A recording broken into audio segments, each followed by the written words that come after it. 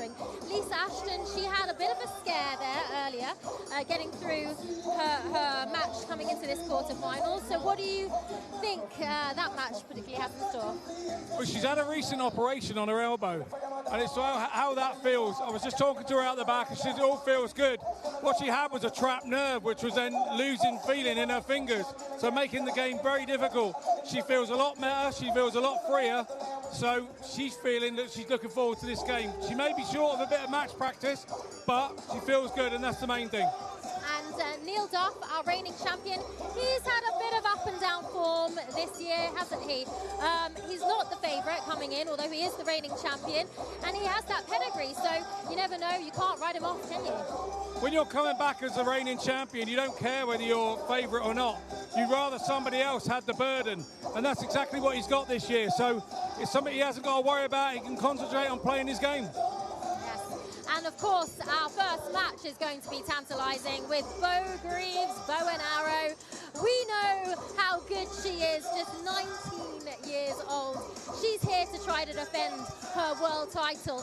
And Paula Murphy from United States of America is here to stop her in this quarterfinals. It's going to be a very tough task for Paula. She is an outsider, but she is ranked 19th. So she's a solid player.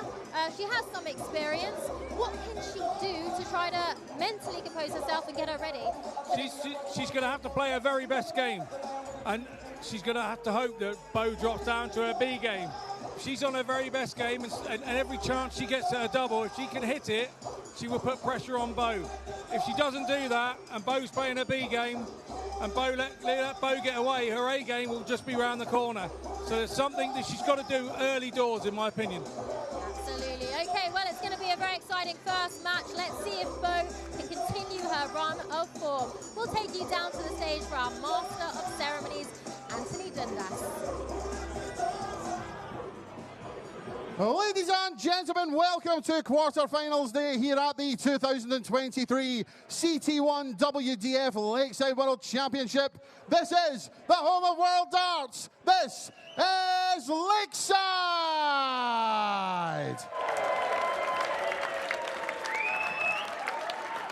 We welcome to the stage the 5-time Charlotte Open champion, the 6 times and reigning Las Vegas Open champion from the United States of America, Smooth Paula Murphy.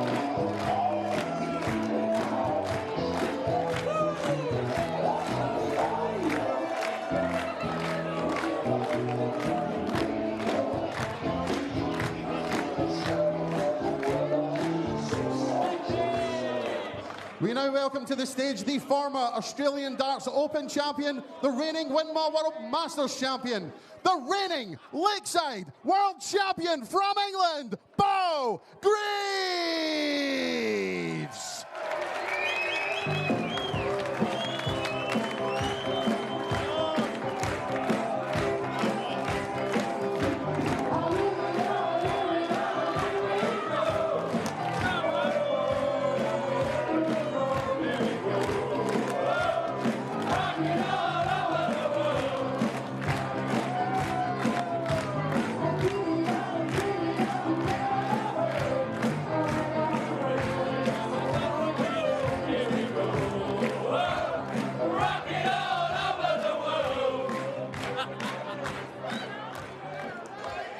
Good evening, everybody.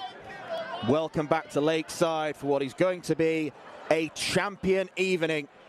We've got the reigning men's world champion Neil Duff in action in our second game against Chris Landman.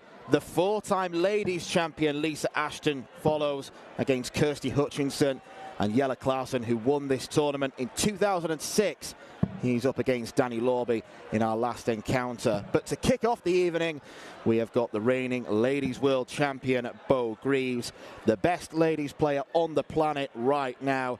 She has been absolutely phenomenal over the last couple of years, virtually unbeatable wherever she has been, and she is a hot favourite to take the victory tonight against the American Paula Murphy, who certainly improved upon her debut performance from last year, averaging 73 and defeating Almudena Fajardo in round one. She then got past a seeded player in Anke Zylstra last round. And whatever happens, the American can go home knowing that she's got her own piece of history, the oldest player to ever win a match on this lakeside stage.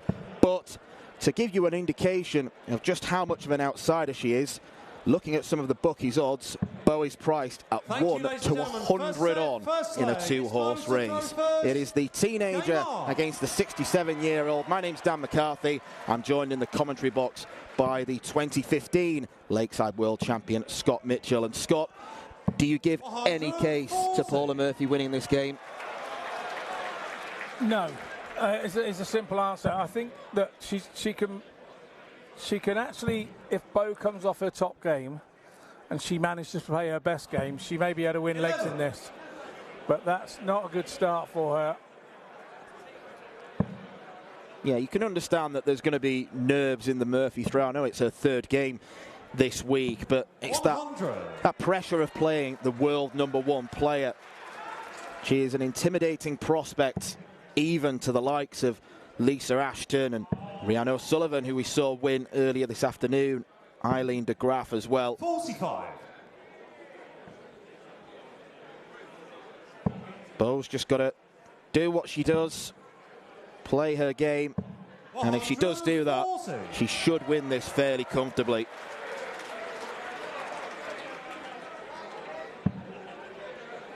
There's a guy who works down our chip shop, swears he's Elvis. Could have been him.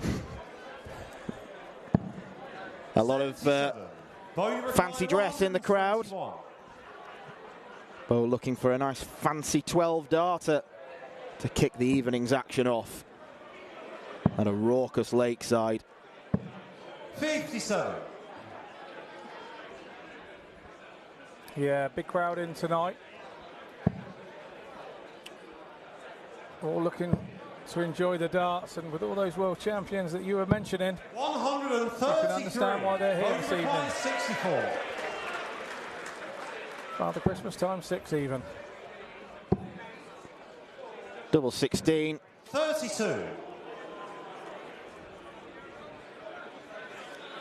Murphy's way back on 235.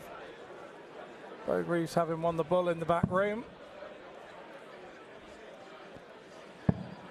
41. Yeah, if you've never seen Paula Murphy play before, she's got her own way of approaching things. She always starts legs on the treble 19.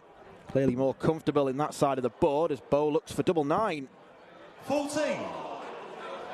Sometimes, Dan, you can have too much time, and that's probably what happened there.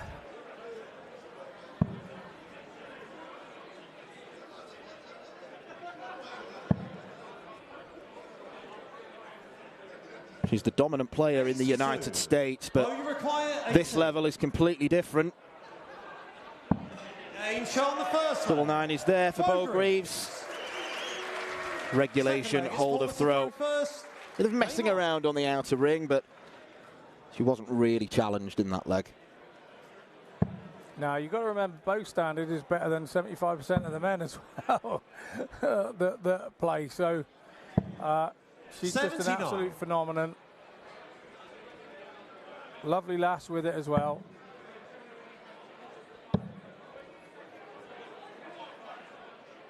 All of these achievements in her darting life have come about a month or so before she turns 20. Yeah, sort of unbelievable, really, isn't it?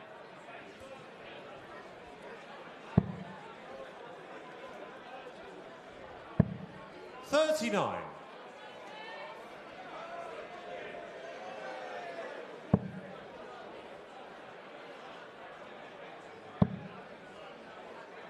Definitely the most atmospheric it's been since the opening day on Saturday. Loads of people packed in. A few extra tables being fired in as well tonight. Hearing the same for tomorrow. 41. World is your...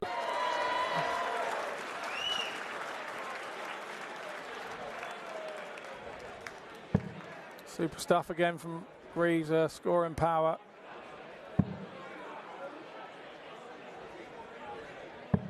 $26. She's only ever been beaten once on this stage as Bo Greaves. That was in the 2020 semi-finals, losing out to Mikuru Suzuki, averaging just over 76. 99. In the 3 years since, she has become a different player altogether. And you are right about what you say with her in comparison to some of the men's players. I mean, if she was entered in the men's draw, she could win it. She is that good. She is doing the business against Paula Murphy. Bo Greaves. Nice 14 darter. Third leg exposed to throw first. Game on. She's not doing any different to what she usually does. She's just doing her thing and getting on with it. And 60. as long as she keeps her concentration. And I think all Paula Murphy can do is just stand in the background, smile and admire what she's seeing. Yeah, I think, look, she's been a bit nervous 95. there the first couple of legs. Who wouldn't be? You put any man against the world champion, you're going to be nervous for a couple of legs. Doesn't matter which world champion it is. What she needs to do is not concentrate on what Bo's doing, concentrate on what she's doing and try and play her best game. If she plays her best game and loses, you come off and go, well, you know, I played my best game and I can't do any more than that.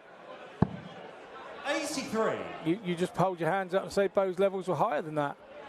If she starts to play her best game, you know, you can bring people's levels back to you. 60.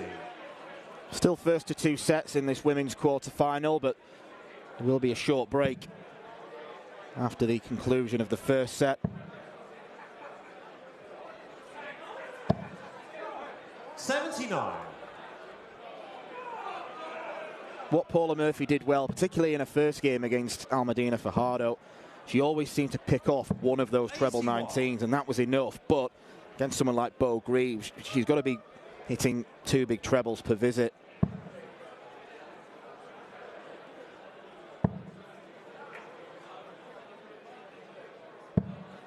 $45. It's shots like that where she's in touch on the Greaves throw. But you've got to have a treble there to get under Bo's score to start to worry her. But to be fair, Bo doesn't worry about those things. She just gets on and does her thing.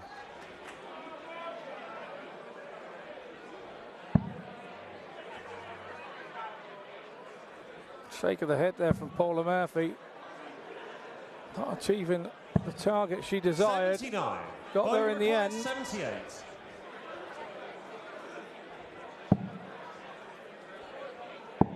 To rattle through the first set, double 16. Well, 60. Pulled it quite a long way down. Second time she's done that. Paula, you require 120. Yeah, she's done that already this evening and chastised herself a little bit there.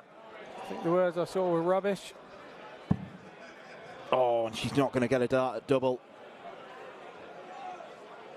You feel chances like that will be at a premium. Bo, you require 80. Yeah, they very much will, and you've got to do the simple things right in that situation. Because if you don't, that happens to you. It's 1 set to Bo Greaves in quick, short time. Paula Murphy has a lot to think about as she goes back in for a short break.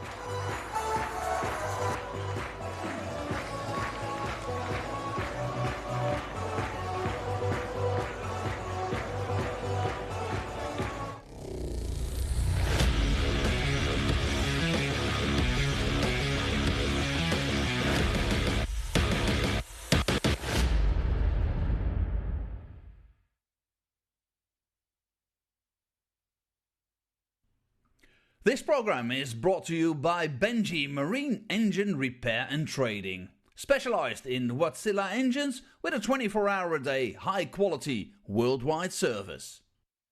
And by Hemeco Storage Systems, your one-stop storage system solution with over 100 years of experience. The 45th annual Winmau Fleetwood Memorial Las Vegas Open will be held from January 19th till the 21st. Sin City welcomes you to come and play in the entertainment capital of the world. Both men's and women's champions will win places at the 2024 WDF World Championships. The Romanian Darts Festival is from January the 26th till January the 28th. Come join the party in Bucharest. Register to play by Wednesday the 24th of January. The Toto Dutch Open Darts is held from February 1st till February 4th. Registration is open until January the 16th. The Toto Dutch Open Darts is by far the largest darts party in the world that you should not miss. And the men's and women's champions go to the Lakeside in December 2024. The Swiss Open and Helvetia Open tournaments are held from May 31st till June the 2nd. One of the longest running tournaments in Europe invites you to join them in the most beautiful surroundings you'll find in Europe. The Swedish Open and Masters is held from August 16th till 18th. A popular tournament for many of Europe's best aerosmiths. For more information on each of these tournaments, go to the link in the description. A special thank you to our tournament sponsors Winmau, A&G Travel Group, iDarts, Dart Connect, CT1 and Quiff.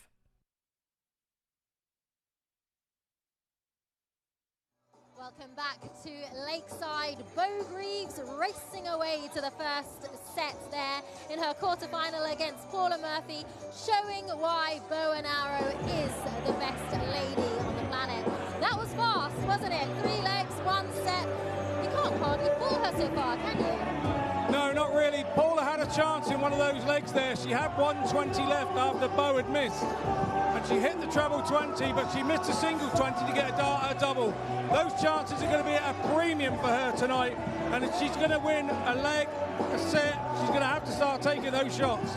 Is it disheartening for Paula to be up there against such a smooth reigning champion? Or can she just enjoy this moment? There's only one way to play this, and that's enjoy it. If you try hard, you're only going to go home disappointed. So she's going to have to go up there, enjoy it, just relish playing the hottest property in ladies darts at this moment, and yeah, take it all on the chin, whatever happens, whichever way it goes. And we wondered if Bo was going to be feeling the pressure of the crowd, of the reigning champion, the fact that she is the #1 seed, expected to do it again, but she doesn't look like she's under much pressure, does she? She looks so relaxed out there. She looks so relaxed up there. She does all the time. She just really doesn't listen to anything too much outside of her little bubble in darts, and that's why she goes up there and plays like she does. I wish I could do it. Okay, well, this crowd behind me are waiting to see more of their favourite leading lady from England, Bo Greaves, up against the American Paula Murphy.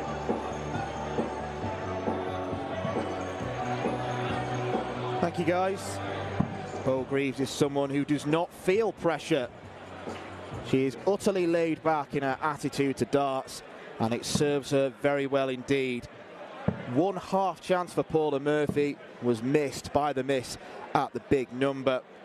She's averaging around about 66 at the moment. The expected average is sort of mid-60s to mid-70s. That's the ballpark she usually aims for. Bo Greaves is someone who has averaged a lot more than that on this stage. Her best performance came in last year's final, proving that she performs when it matters the most, averaging 92 against Kirsty Hutchinson in a 4-0 win. Paula Murphy's just got to try and enjoy the rest of her experience here. She's probably performed better than she expected by getting to this quarter-final stage, but she's already running out of wriggle room, with Bo taking the set with quite a great deal of ease. Charlie Corstefine, our referee, is about to call game on as Paula tries to get something. I mean, even if she gets a leg, she can take that as a positive. Yeah, absolutely. That's what she's got to try and do now. You know, and if it's the first leg of the set, then albeit you don't know what confidence could come from that, but she'd have known that she was up for a hard task before she started. 96. Yeah, she'll have been realistic. She'll have known what her top level is, what Bo's top level is, and probably conceded that the chances of winning are minuscule, but it always takes two for a darting tussle. Paula Murphy just has to play her part.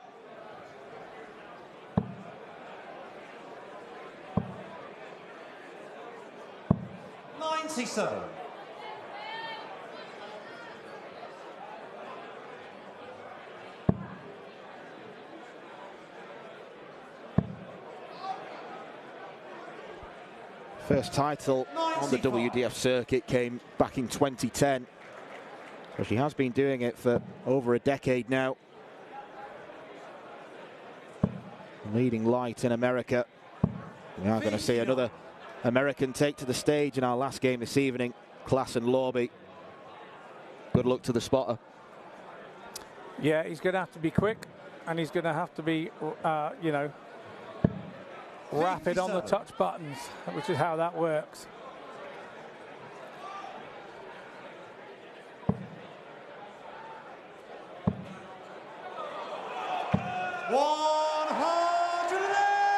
Bo gives the crowd and her sister Bobby what they want.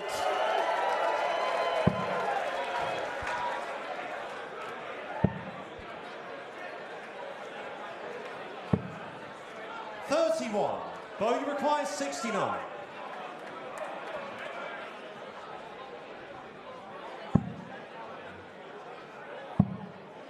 Double 16. 53.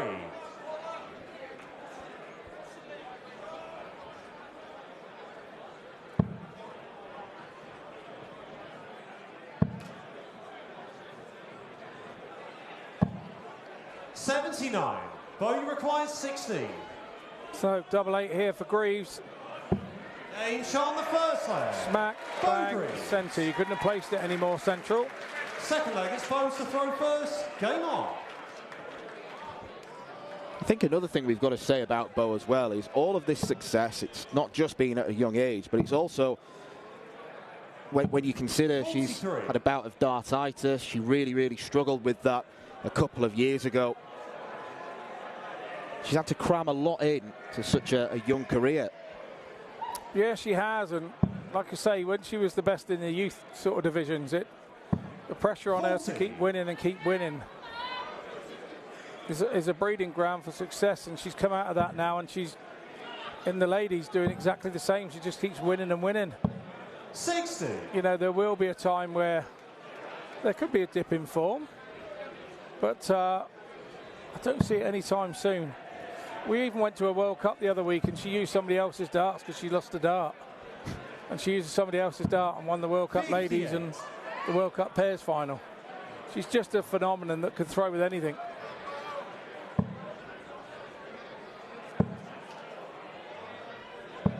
$100.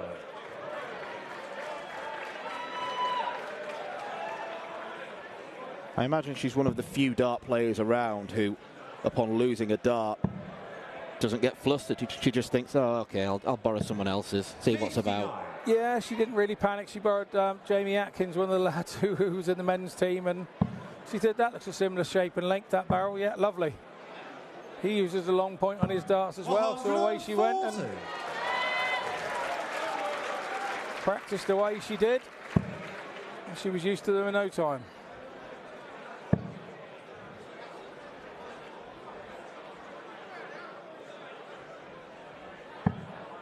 $43. Bogey required 158.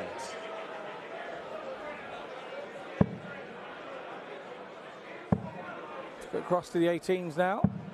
58. Tidies it up.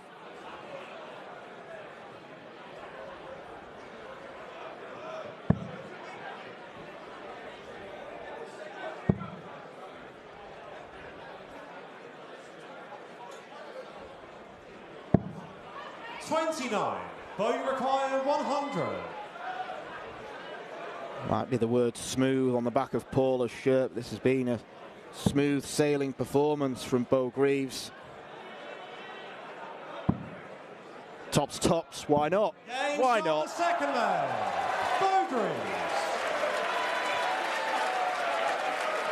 Third leg, it's Paula to throw first. Champagne shot to hold.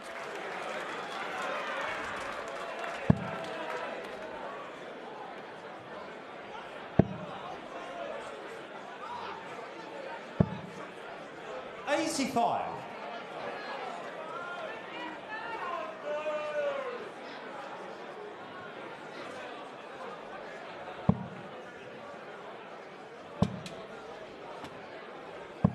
$60.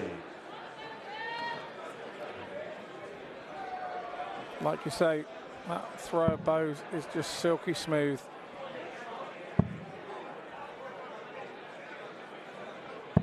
$133. That's a good visit from Paula Murphy.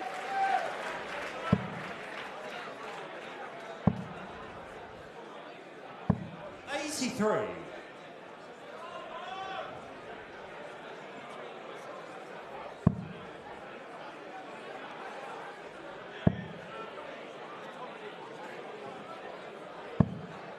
$47. Too many of the darts going in either the 3 or the 7, and she's going for the 19. 100. Yeah, far too many to trouble Bo Greaves, but like you say, this week has been pretty good for Paula Murphy. If she can not feel the damage of this one too much, I think she'll look back in a few days' time and be really happy of what she's achieved here at this 2023 WDF World Championship. 100.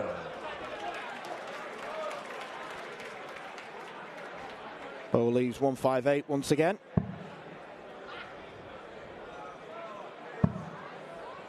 $133 would put a cat amongst the pigeons here, but it's not going to happen. Bo, you require 158. To win in style. 134. Paul, you require So Lee's double 12.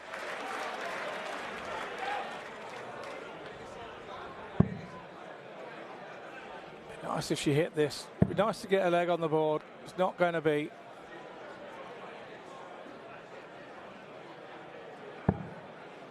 $34. Bo, you require 24. To win 2-0, 6 legs on the bounce. Thank you very much. Breezy Bo Greaves makes it into the semi-finals. Far too strong for Paula Murphy, who will have no doubt enjoyed her experience this week. She can always say she's got a couple of wins on the Lakeside stage, the oldest player to get a win, but it is the young gun Bo Greaves who is far too strong. She has laid down a marker showing why she is the favourite for the world title, favourite to retain the crown.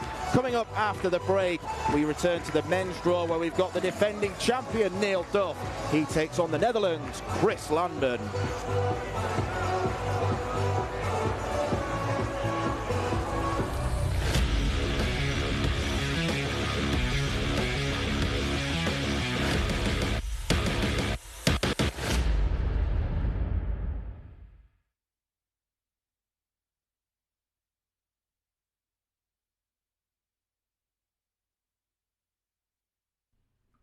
This program is brought to you by Benji Marine Engine Repair and Trading, specialized in Wärtsilä engines with a 24-hour-a-day, high-quality, worldwide service. And by Hemeco Storage Systems, your one-stop storage system solution with over 100 years of experience. The 45th annual Winmau Fleetwood Memorial Las Vegas Open will be held from January 19th till the 21st. Sin City welcomes you to come and play in the entertainment capital of the world. Both men's and women's champions will win places at the 2024 WDF World Championships. The Romanian Darts Festival is from January the 26th till January the 28th. Come join the party in Bucharest. Register to play by Wednesday the 24th of January. The Toto Dutch Open Darts is held from February 1st till February 4th. Registration is open until January the 16th. The Toto Dutch Open Darts is by far the largest darts party in the world that you should not miss. And the men's and women's champions go to the Lakeside in December 2024. The Swiss Open and Helvetia Open tournaments are held from May 31st till June the 2nd. One of the longest running tournaments in Europe invites you to join them in the most beautiful surroundings you'll find in Europe. The Swedish Open and Masters is held from August 16th till 18th. A popular tournament for many of Europe's best aerosmiths. For more information on each of these tournaments, go to the link in the description. A special thank you to our tournament sponsors Winmau, A&G Travel Group, iDarts, Dart Connect, CT1 and Quiff. Welcome back to Lakeside for the quarterfinals of the CT1 WDF World Darts Championships. And it was a breeze for Bo Greaves as she rolls through into the semi-finals, trying to retain her title from last year here at Lakeside. It was a bit of a stroll around the lake for Bo in that one, wasn't it, Scott? It really was. She got going nice and early. Paula didn't, and that's the tell of the tale, really. It would have been nice for Paula to have got a leg, but she didn't even look like doing that, unfortunately. Bo was so dominant, and when Bo starts going tops to win matches, you know that she's right on it. Indeed. Well, Paula, she only made the last 32, the last time she was here at the World Championships. So she's come here, she's won a couple of matches, she's made it to the quarterfinals, played against the best in the world. Hopefully she'll go away. Yeah, to be fair, she'd have given you her left arm to get that game against Bo. You know, every girl in the world wants to have a game against Bo, and here at the Lakeside stage, we're a better place to do it. So she goes home maybe a little disappointed with that game, but overall in the tournament, she should go home happy because she's done America proud and she's done herself proud. And on the England side of things, no English men in the final. So Bo Greaves really pulling it through for the women here. We saw the crowd get to her feet when she made that 180. The crowd are really enjoying having her, aren't they? Yeah, good side crowd in again tonight, and yeah, they wanted to see a Bo Greaves win. They wanted to see 180s, and she did that, and she was, like I said, she was going out double top. She put on a show for the fans. Okay, and moving on to the men, our next quarter-final match this evening is against Northern Ireland's reigning champion, Neil Duff, and he is taking on Chris Landman. Now, Chris, 42 years old, he's made the quarterfinals here before, back in 2020. Tough task on his shoulders, taking on the reigning champ. What do you think about this matchup? What are you expecting? Well, Chris has got a lot more experience than people would give credit for. In the last 18 months, he's been playing amazingly well on the Challenge Tour and things. He was right up there in the top 10. He shouldn't be underestimated. I'm sure Neil Duff's the favourite in this one, but I think Neil's had a couple of moments that went his way in the last couple of games. You know, he hasn't been fallible and he hasn't looked unbeatable, but he's done the right thing at the right time at the right moments, and that's what champions do. And he may be asked to do some more of that tonight because Landman will not let him get away. He's a big scorer, Landman, and if he gets into his groove, then Duff could have a few problems. You mentioned getting into his groove. What does Landman have to do to get it right against the reigning champ? Well, I think it's all what's between the ears tonight because he's playing the champ. If Landman goes in there and he thinks that, you know, I'm the underdog here, I think he would really prefer that, and Chris would play well as the underdog. I'm not sure. I think it really depends on where the first set goes and who does what, because that's so important, and who gets those first couple of legs. We've seen it all afternoon. The nervy legs and the long-legged dart, you know, if they're going 21 darts, you don't get those points back. So if you can win one in 21 darts, great, but don't worry about the average. Get on and win the leg, and that's what I think. It could be a nervy affair to start off tonight. Yeah, Chris Landman, he does have a reputation for being fast. Neil Duff, though, he's going to set that pace, isn't he? He's going to come in with that authority. He is. He's the champ. He's the, you know, although he's not the #1 seed, he is enjoying not being the favourite. I spoke to him earlier. He said he just gets on and does what he needs to do. The attention's not on him, and that's suiting him just fine. He feels he's coming in under the radar. Everybody's talking about Andy Barton's. Everybody early doors was talking about Leonard Gates. Well, Leonard Gates is gone now. It's just Andy Barton's, and he's just enjoying being back here as the champion. The hardest game to come back as a champion, I can assure you, is the first one. And he got through that, and now he feels he's in the tournament. It's quarterfinals, still has great memories from when he achieved a win here last year. So I expect him to go on and really kick on tonight. Well, we all know that last year it was his self-belief. He kept talking about knowing, believing that he was going to win. How is his confidence about going all the way this time? Well, how could he not be confident here? He won every game last year and he's won every game this year. So the only thing that could creep into him is a bit of doubt, saying, well, I've got to lose on this stage at some point. But talking to him earlier, he's not even thinking like that at all. He's thinking positively, and he's going, you know, the sets have gone to a bit longer now. So he knows that if you do have a blip, you've got a longer chance to bring the game back. Well, it's all to play for. Neil Duff against Chris Lambert after the break.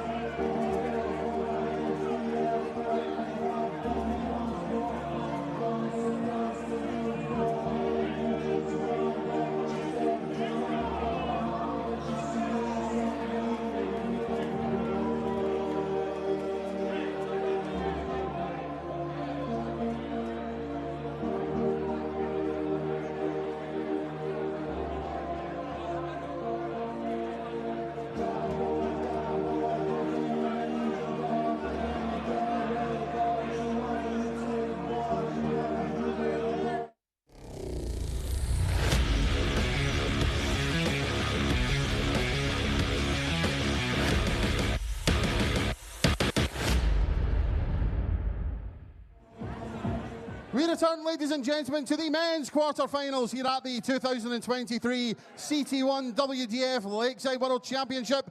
And we welcome to the stage the former Catalonia Open and Slovak Open champion from the Netherlands, the countryman, Chris Landman.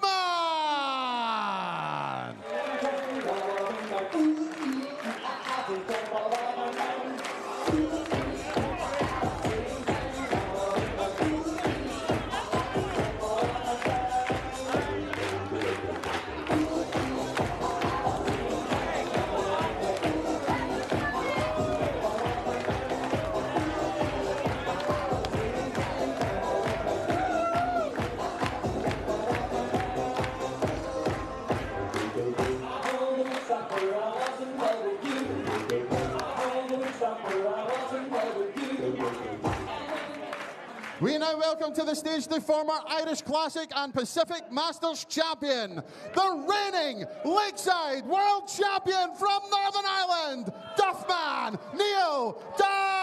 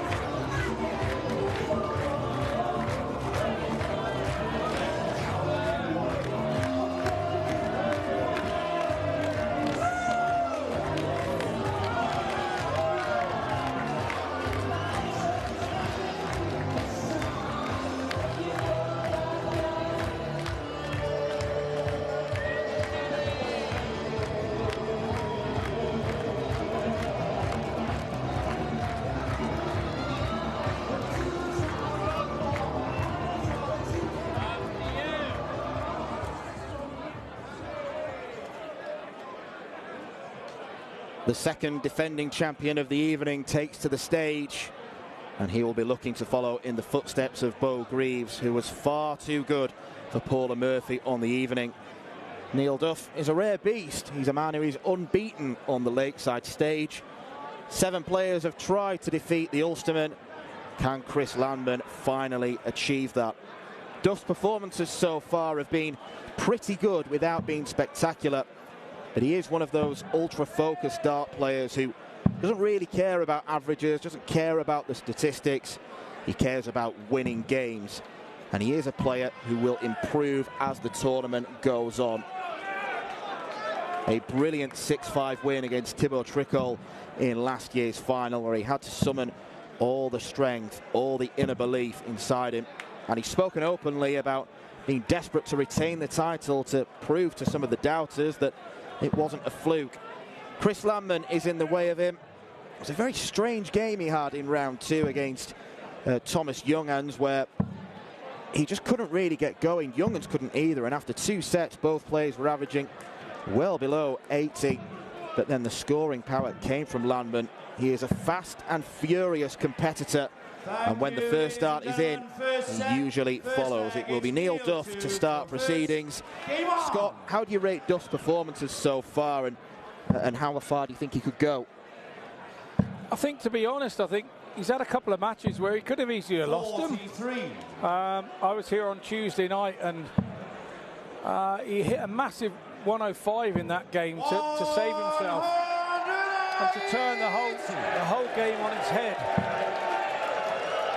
And he was very similar last night as well. There were points where it could have gone south for him, but he didn't allow it, and that's a sign of a good champion. But Landman is a different kettle of fish here. He really, if he gets his foot on your throat, he generally doesn't take it off, and so we've just seen that big 180 to start, and that's a sign to say, I ain't going anywhere here. You're going to have to beat me. He's going to put a game up there. It's the best game that he's got tonight, and that will be how Landman how Duff has to play him. Yeah, Chris Landman, a very, very capable player. Someone who played at Minehead last week in the Players' Championship finals, because he played enough Pro Tours to qualify for that without having a tour card. Yeah, undoubtedly he's had lots more match practice probably than Duff has recently. Well, he can finish, but he's got quite fortunate there. Bullseye. 86. A little bit surprised he opted to go for that route. Now a bullseye for Landman, and it's in. Chris Landman with a 90 finish to break the throw in the very first leg. He means business. Blink and you miss Chris Landman. That's how quick he is. Like I say, had a really good season on the Challenge Tour. Was right up there at the start of the year, looking at a tour card, but tailed off a little bit. But then he was playing so much, he was He was in the Pro Tours, he was at the Challenge Tours.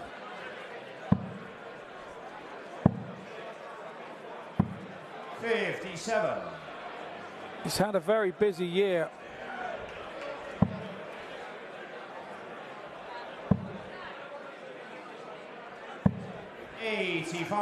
Neil Duff has also been a busy man. He goes here, there and everywhere to play his darts.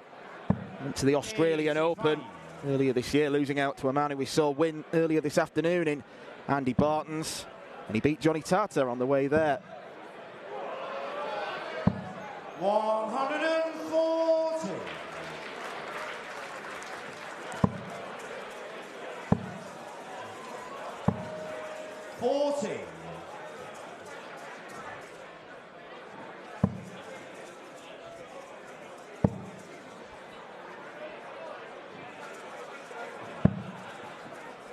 Well, I mean, that's a cracking adjustment. A real slip from Duff, the second dart. 43. Neil, you require 52. Sometimes a bit too quick for his own good is Chris. Not that it matters, because Neil Duff only needs one dart. Finish the 52. Third leg is Neil to throw first. Game on. Do you own a suit like that? No. I own a jacket that's quite loud, you may see this week.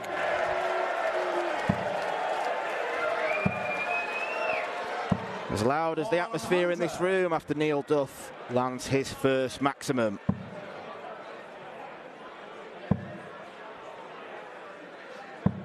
$100.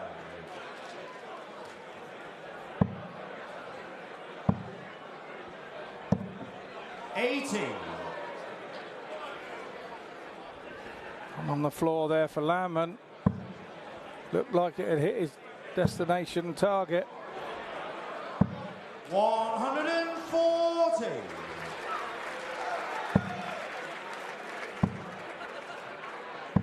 60.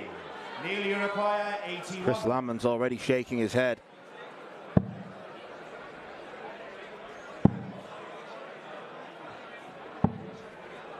$41. Yeah, he's feeling a touch unlucky. He had a dart on the floor. 97. Neil, you require 40. Tops for Duff. In charge in the third leg. Can we call that a good marker? I don't think we can. We'll just say it was an excellent readjustment of the throw. Game on. A handy marker, let's say. Nothing to worry about for Landman just yet. It's his throw now. He can go 2-2 if he can break. He can just hold his throw and then try to break the Duff throw in the last. But Duff 15. Wants to put him under pressure now, and that's why he's thrown that 15. He's tried a little bit too hard. 60.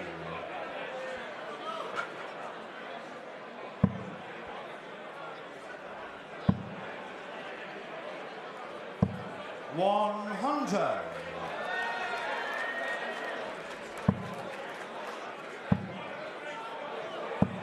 That's what I mean about Chris Landman being a proper first start merchant. Yeah, when he gets that first one right, he does that for fun. 100. Chris, you require and the odds are now, he's got 6 from here. 44. Looks like he may need them.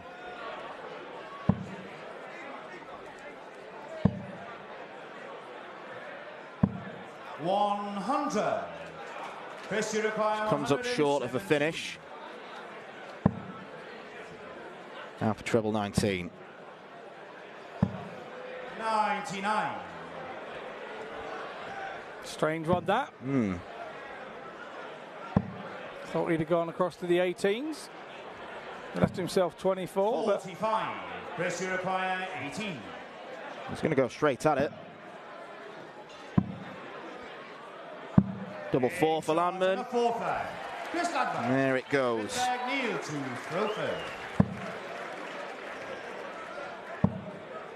Duff needs a good start here. 95. Saved it with that last dart, didn't he? Yeah, it's not a bad start, 95, when you are keen to hold the throw. 60. Very inconsistent so far from Chris. Because he knows that by not hitting a treble on that visit, he opened it right up for Duff to take off into the sunset. 60. You know when you hit a 45 or a 26 up there, you know what's coming behind it. You know as a player at this level, it doesn't not come. It happens. It's a 100, a 140, a 180, a 136. It's something to really punish your poor score. 180 here would get him right back in it. 135. Not too many, Father Christmas. You've got work to do at the end of the month. 100. Yeah, the dreaded night shift.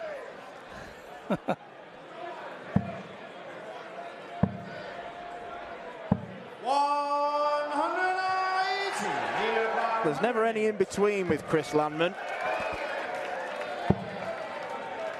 This for the set. 68. So one set dart goes to begging for Duff. 66. Landman on 66 should get a dart. It's going to be one at tops. Double top. Game shot to the first set. Great finish. So all the head shaking and everything else in that first set, he need not worry. He got himself out of it, and that's as animated as I've ever seen Chris Landman. Second set, first leg is Chris to throw first. Yeah, he's one of those players who doesn't overly celebrate. He can sometimes just 41. scoff like that, look down, screw his face up, but he's not someone that goes overboard. He's muttering to himself back 60. behind Neil Duff there, and he does do this a lot.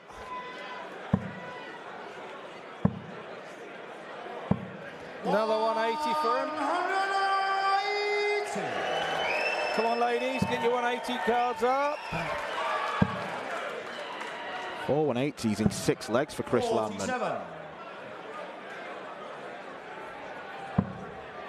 Duff's in a bit of trouble here.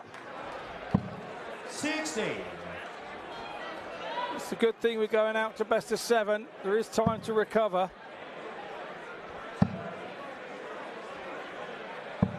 100.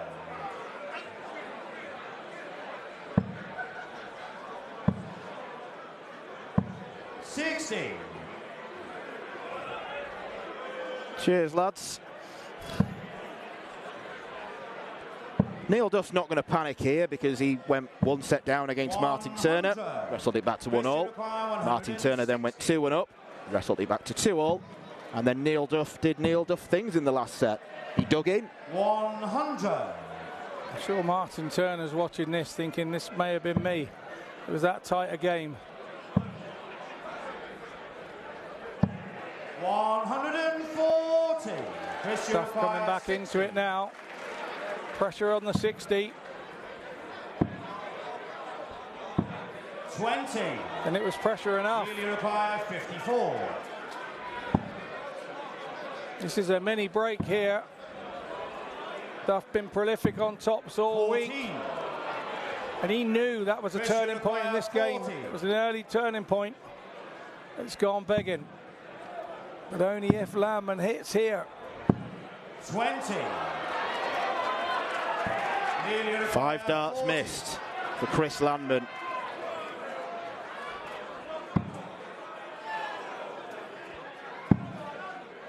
Could be 5 for Neil Duff. 30. Landman is. can't watch the board. He's watching the big screen behind Duff. He can't watch the board. 20. And what was I saying earlier at top of the show? These 21 dart legs.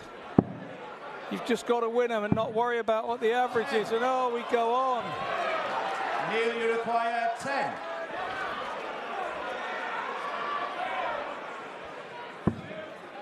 This is the double that he beat Martin Turner with. No score. Tense frustration here. This really you is. require 10. How is this going to affect the rest of the game? In charge of the first set. Landman finally hits it. Second leg is Neil to throw Is that first. 25, 26 dart leg? It's the kind of leg where no matter who wins it, both players come off quite furious. Obviously, the one that loses it more furious, but even if you do, you turn round and you think, I've got away with one. And because that was a holder throw for Landman, he comes away the happier player. And look what we see now. 135. Duff is still ruining those misses. And Landman is going happy days. Wade's in with a 135. 95. The psychology of the game is so complicated. 60.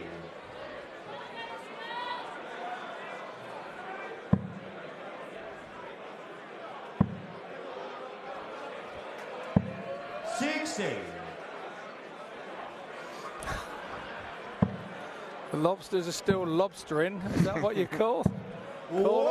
It's what I am going to call it from now on. Yeah, I'm not sure if it's in the dictionary. We'll call it lobstering. 98. I think if you looked up the phrase power scoring in the dictionary, you'd see a picture of Chris Landman's face. You would at this particular moment in time. 95 needs to go back down. Oh, okay. 79.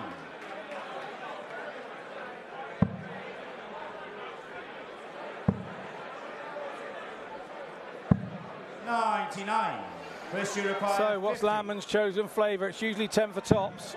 There's the 10, up for tops. Game shot in a second. Tidy from Landman. Yeah, it took him 9 attempts in the last leg, and then he does it straight away here. But that's the game. That's what happens. He'll probably go first dart next leg if he gets there first. 100. And he'll still be looking back, going, how did I take 9 darts at that other one? It's just a strange old game. Absolutely. That's why we love it. Nobody knows why it happens, but it happens to everybody at some time or another. 140.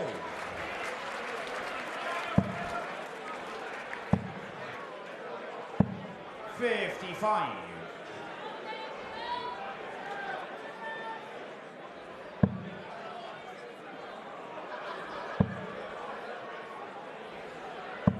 121. Duff's now starting to find his feet. Lamb will be hoping it's too late. And if he keeps doing that, it will be.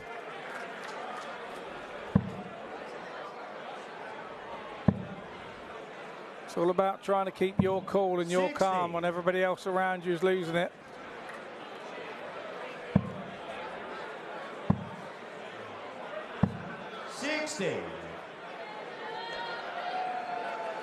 Neil Duff, the reigning champion. It was a debut year at Lakeside, and he managed to win it. 100. He's got that presence of a champion.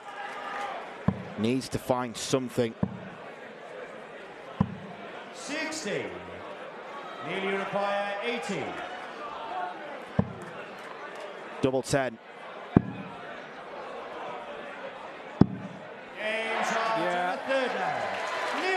He needed that to go.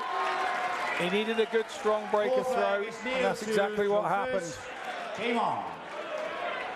So now he holds his throw here, and all that's gone before in this set will be forgotten about. He'll be just thinking about that one leg at the end. 85.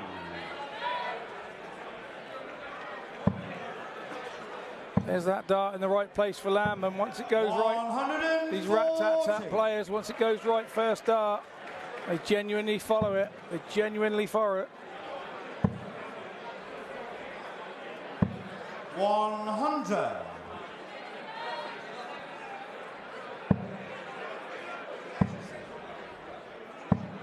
That's a prime example of what I've just said.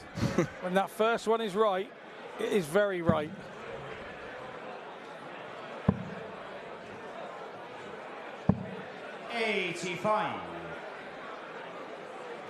Chris Landman, Netherlands flag in the crowd, you may have just spotted. The fan club are in attendance. 140. It's called the Countryman because he lives in a little village, apparently, in the country. Like the Dutch version of you. 96. Maybe, but you ain't got many tractors. I've got loads.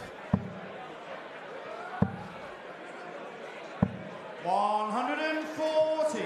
Nearly require 100. A checkout like this could light the Duff fire. He's not giving himself chances. 90. Chris, you require 36. He's a crowd favourite here, Neil Duff. Landman for the set. No score. Very generous, Chris, very generous. Landman should be away in the distance. Instead, he's got to hold his throw to win the second set. Fifth flag is Chris to throw first. Game on. Very emotive character. 100. Good last start there from Landman. Duff would have been looking at that thinking, oh, here we go. He's only going to score 60.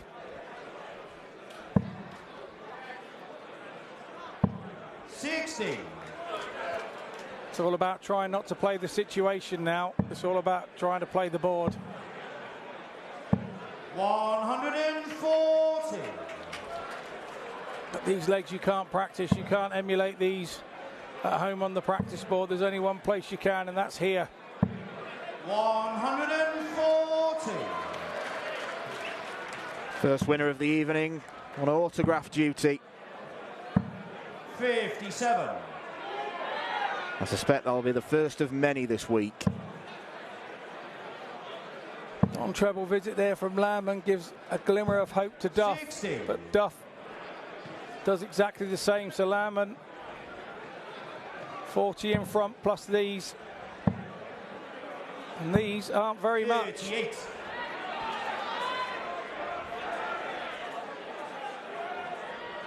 And left no shot. So Duff's got 6 from here.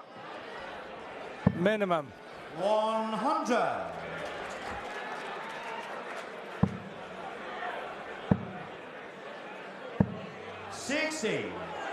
Nearly require 140. Disappointment for Landman, leaving himself on a 3-figure outshot. Oh, it may not matter. 117. One dart for the setter's gone. Chris, you require 106. What a set shot that would have been, but 106 for Landman. First one has to be right. It's not going to be. 74. That second one didn't look in there from our angle there. 24. I was expecting him to go back to the 20s. Neil Duff goes into the break with a set to his name, and doesn't he enjoy it? Not been a vintage performance from the Ulsterman, but he has taken full, firm advantage of several missed opportunities from Chris Landman. The Dutchman's scoring has been absolutely fantastic, but he is letting himself down when closing out legs. You should not do that against a person who is defending their title here. Neil Duff won, Chris Landman won.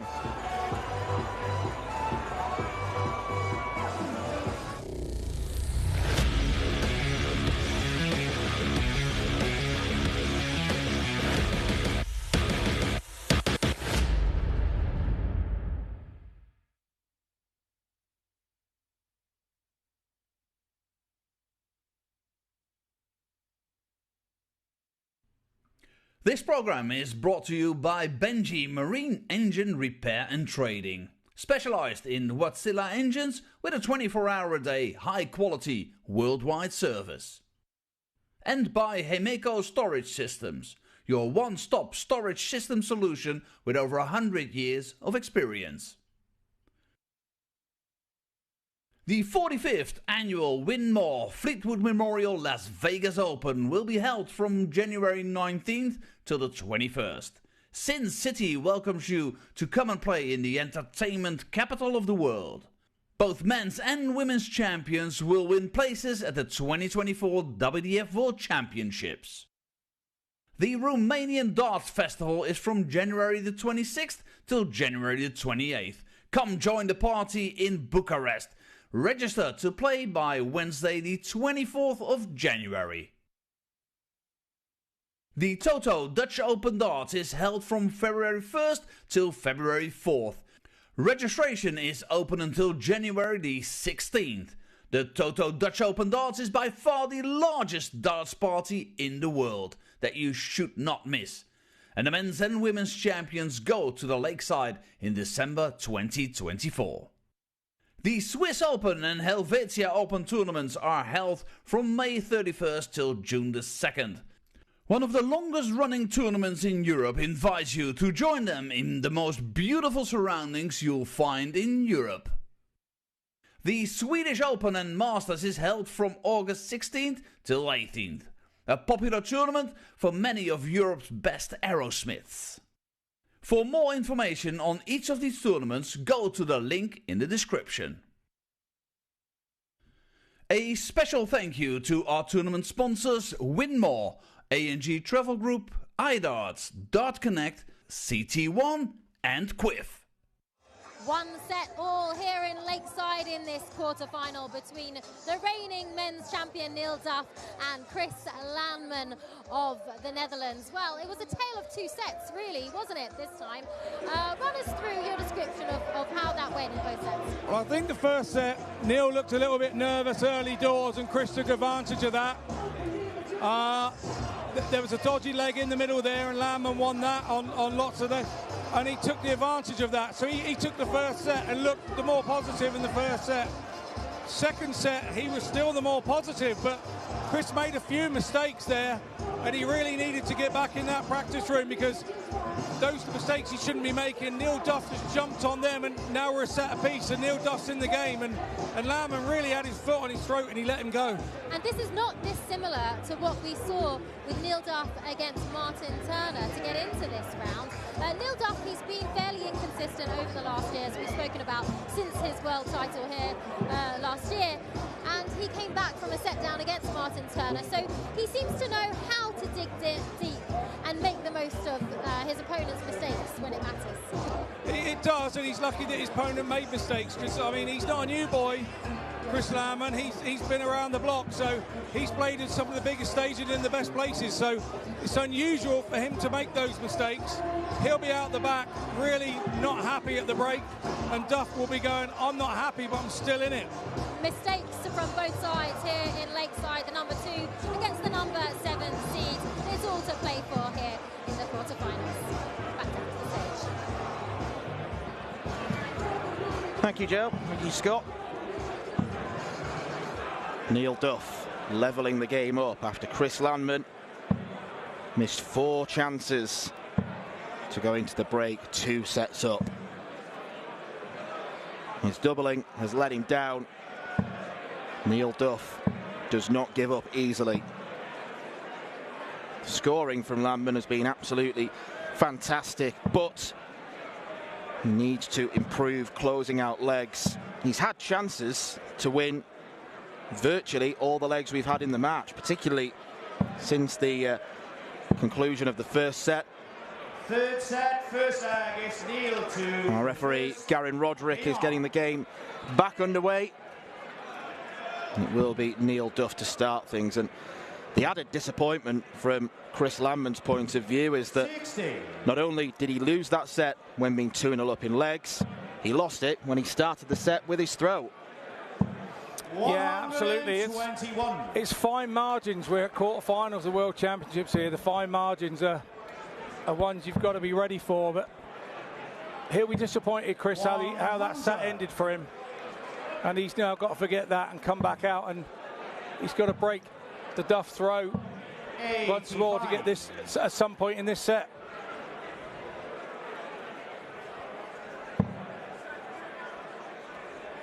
These two have never met before, despite being fairly highly ranked in the WDF system. Chris Landman's not played many darts on this circuit. Last appearance before the start of the World Championship was in the Dutch Open. Got to the last 16 before losing to Denny Alde-Kalter. You might be wondering how he lost his last match, the last 16 against Jelle Klaassen.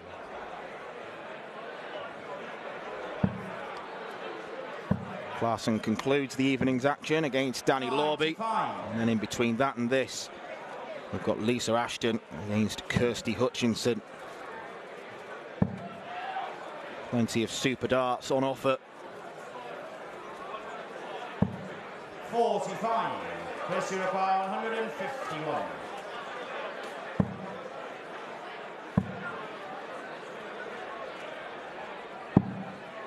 $86. Neil, you require 136.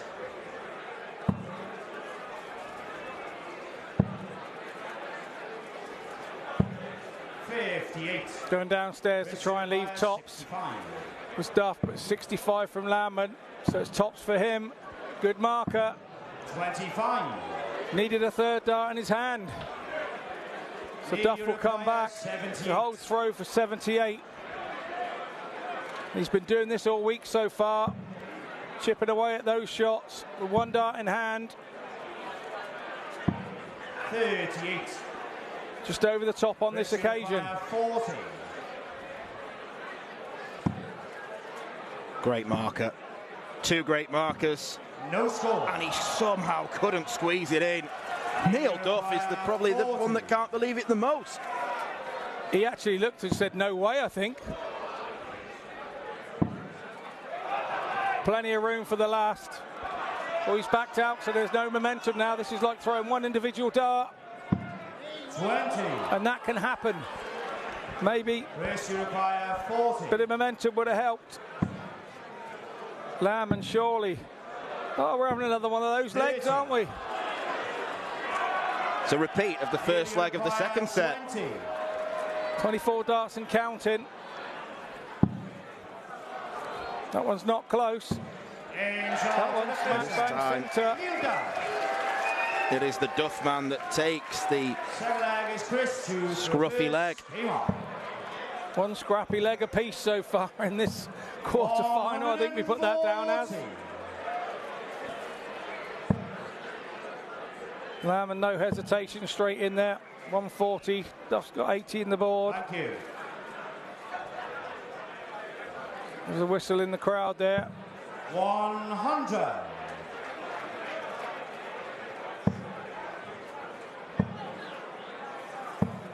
$60.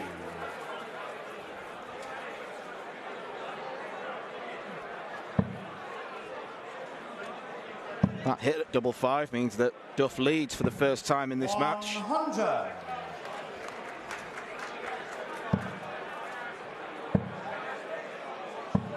$121. Once again, Lamb on the mark with that treble 20. 54. Not often that it's one, it's usually two.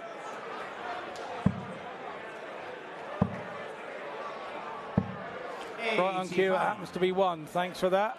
Commentator's curse starting once again this evening already, early doors. Going to be much more of that over this coming weekend.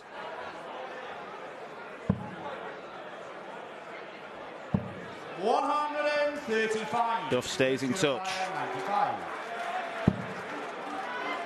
Aggression from Landman. 55. Could have used the ball.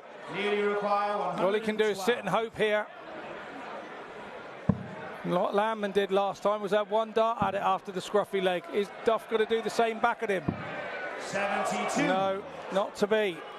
First you require 40. He's left it again. He struggled with it last time. In charge of the second leg. Not so much this time. And that's when it gets frustrating. When you hit it first dart like that and you've had all those darts at it before. Well, it's a carbon copy of the situation we had at the start of set two. It took Landman 9 goes to finally hit double five. He then misses 8. Duff takes the leg. And next up, one straight in tops. 100. Nicole Renault getting a lot of camera time today.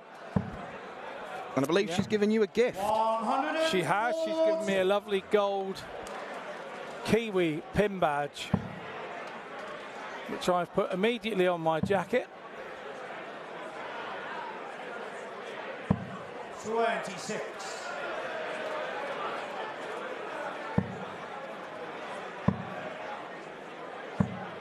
$45.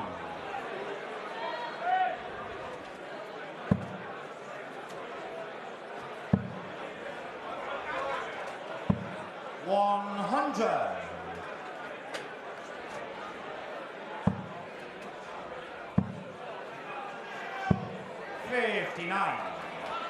Not capitalising on the Duff mistakes. It's like he's trying too hard. He knows their mistakes and he's thinking, right, now I've got to go, and he's not quite doing it. Just needs to take the foot off the pedal a little bit. Throw with a bit of freedom.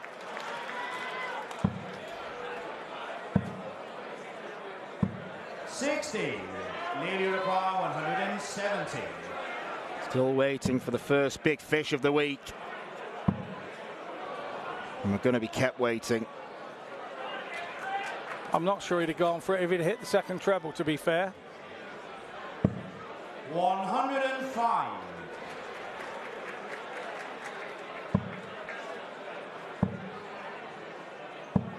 140. Now the pressure's applied. Indeed it is. But Duff, In charge of the third leg. after messing around on doubles, he now hits first dart. Came on. As you can see, few in tonight. 100.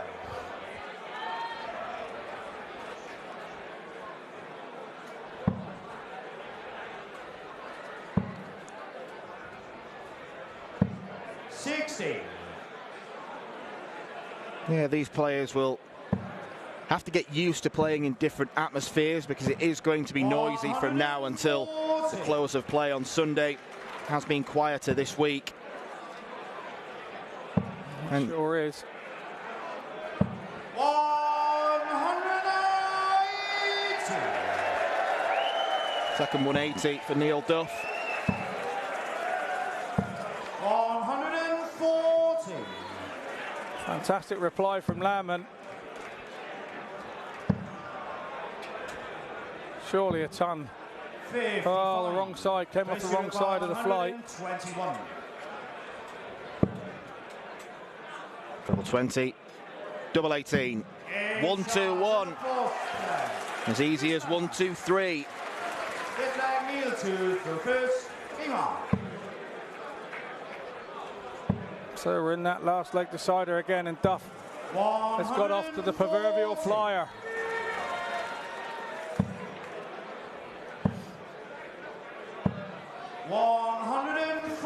And the countryman has gone with him. Beginning to see a little bit more consistency from Landman. Duff offering himself to wake up. 81.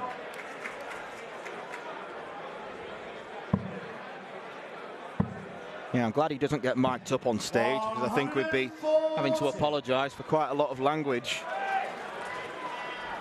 I think there's a lot of players like that, have a good little chat to themselves.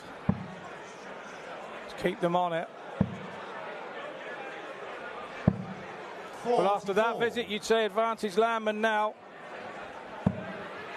Definitely advantage Landman now. Oh, Don't go there again.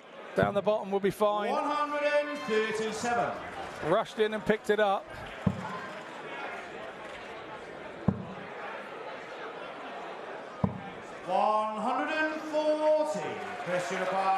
Throw is well and truly turned in Landman's favour.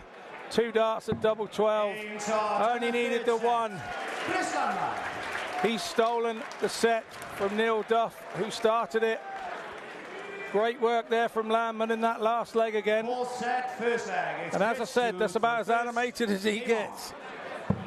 But I think we all know around the world what that meant to him. 57.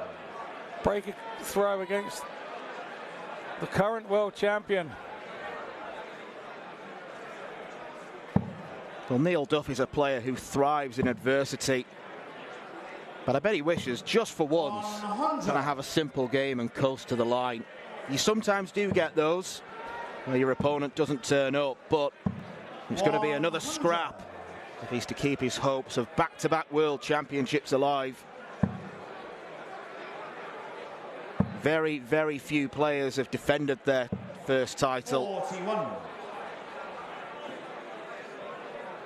Very few players have defended their second world title. It's only Does is probably the one in the the modern era we would know about. Remember Scott Waits winning a couple, he didn't defend them after. Pretty hopeless he was. Pretty hopeless. It's all right, I know he's watching. He's texted me. Yeah. 85. Couldn't wait to get that in, could you? Nope. Like a coiled spring. 140. Scotty 2-star and Scotty 1-star. What more could you want?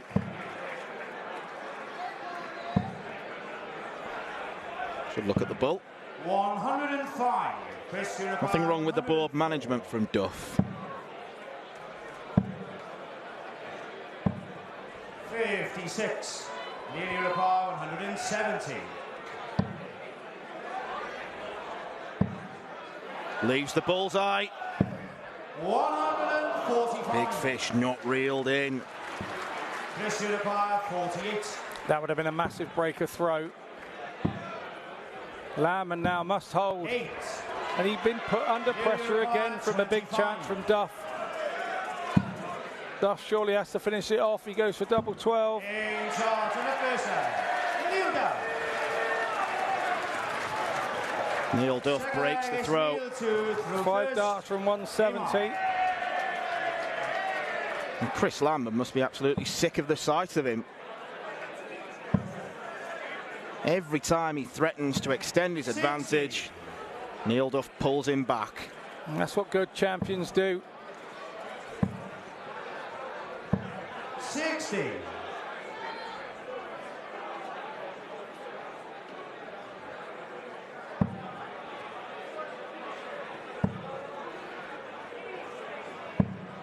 $76. An anguished cry of Neil. 95. Always wears his heart on his sleeve.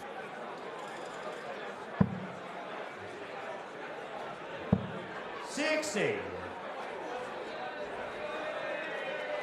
There's someone loving the darts. He even gave us the sign he loved the darts.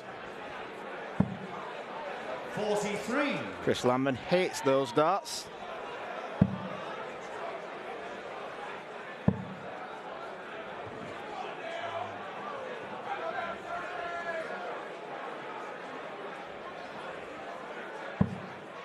$94.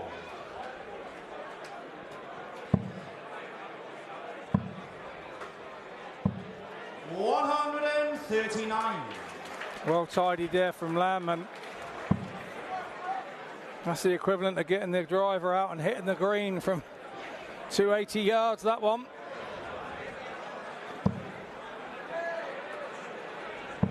$140.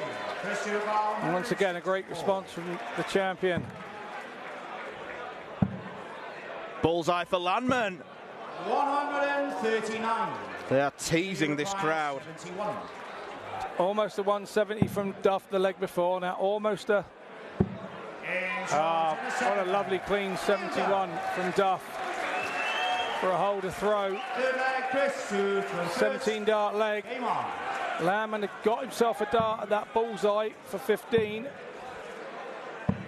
100.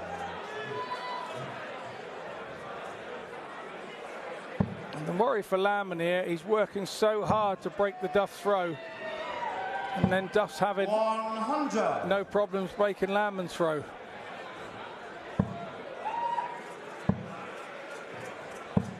$100.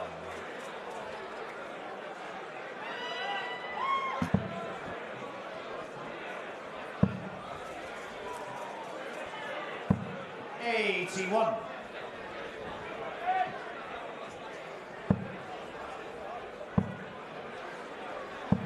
$60.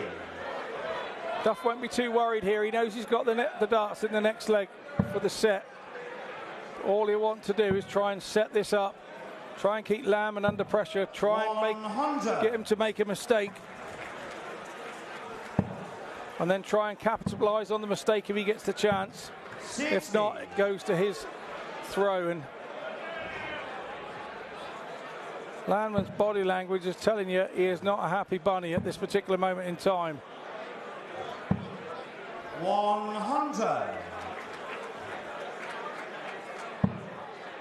Yeah, Duff's body language isn't too dissimilar, but he'll be feeling a lot more content now. 95, Neil Winmau, 120.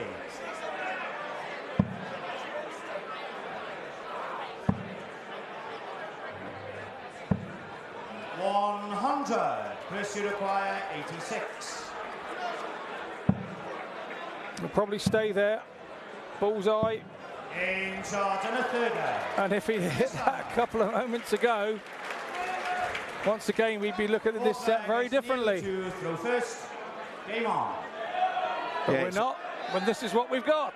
It's a hold of throw. That's all it is. Not as significant as he'd like. 85.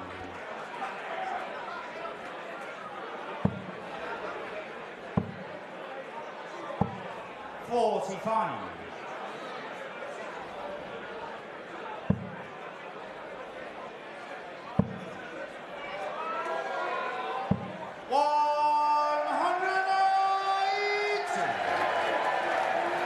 This all together looks like we're going to be going into the break at 2-2.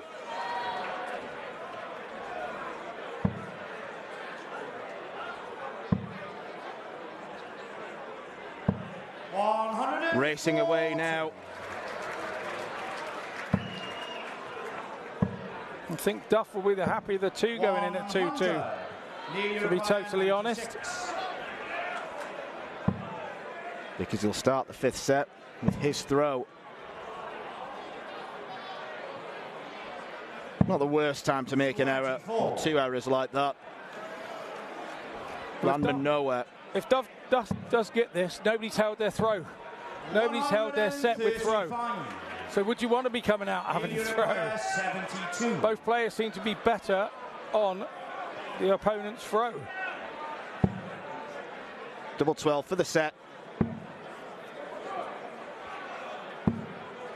48. Chris, you require 160. He's been made to work so hard.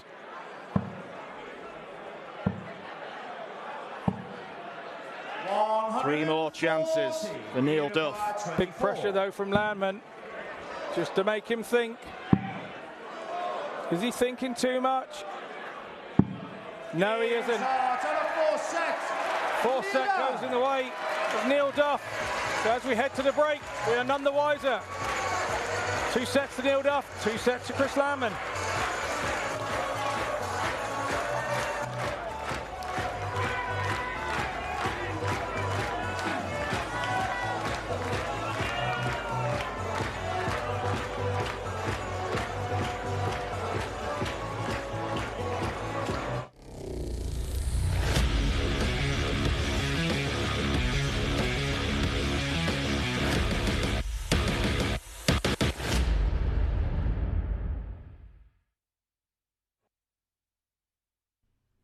This program is brought to you by Benji Marine Engine Repair and Trading, specialized in Wärtsilä engines with a 24-hour-a-day, high-quality, worldwide service.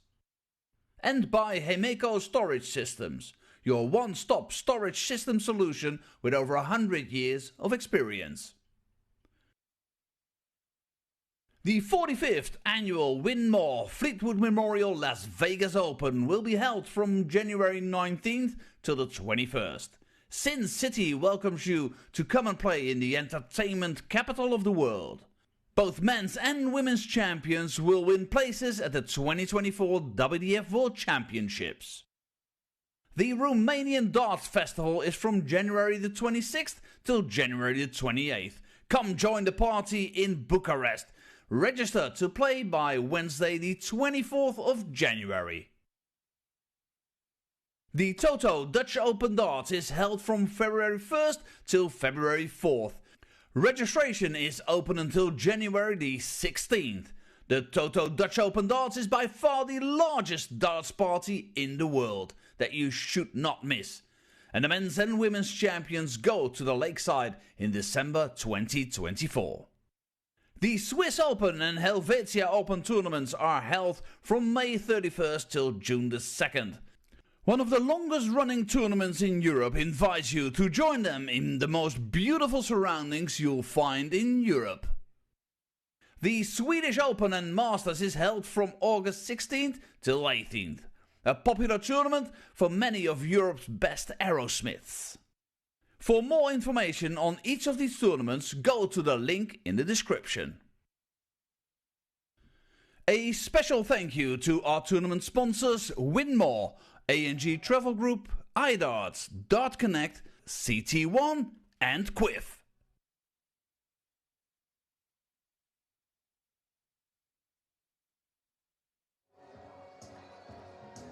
Welcome back to Lakeside. It is neck and neck here in this quarter-final. 2 sets apiece between the reigning champion Neil Duff and the Dutchman Chris Landman. Well, Chris Landman, he just keeps trying to pull away, doesn't he? But he just can't get rid of Neil Duff. That pedigree of his, chasing and catching up. What do you make of what we've seen in these last 2 sets? Well, third set, Landman worked so hard to break the Duff's throw on that set, and he got it in that last leg, and you think, right, now hold your own throw. And Landman then started set 4 so badly in the first 2 legs that by the time he'd got into both of those legs, Duff had jumped on him, and he's 2-0 down in the 4th set. So he's done all the hard work to break him in set 3, and then it all went to pieces in the first 2 legs for him on the next set. So Duff now goes in at 2-2, the much happier man, because Landman has been dominating it. The biggest thing is, though, neither have held throw when they've started the set. So who wants to come out and throw in set 5? It's Neil Duff to throw in set 5, but is he going to hold his throw? Scott, I have to ask you, what do you think's going to happen?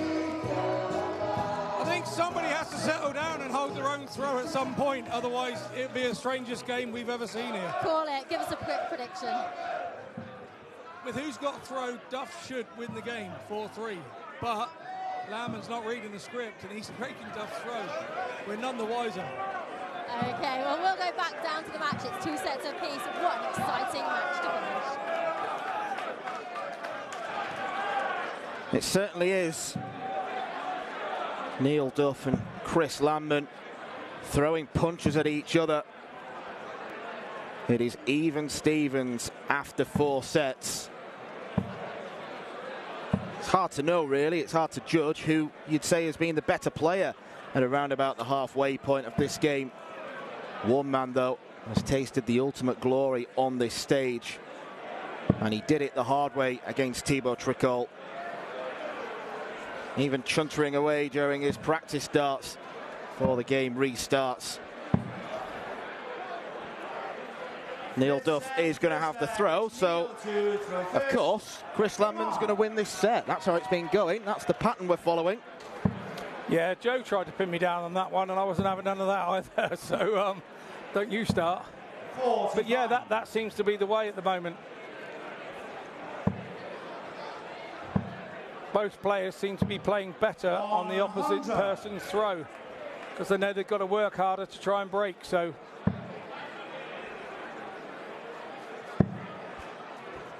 on the run of play so far, I'm not sure what the averages are telling us, but Wesley plays yet. Saw him this afternoon. Yeah, a bit of an eye roll to the camera. Don't think he wants to be spotted. Losing out to Dennis Nilsson this afternoon. This is the 3rd quarter of the draw. 100. Whoever wins will take on the winner of Class and Lorby, coming up last this evening. 81.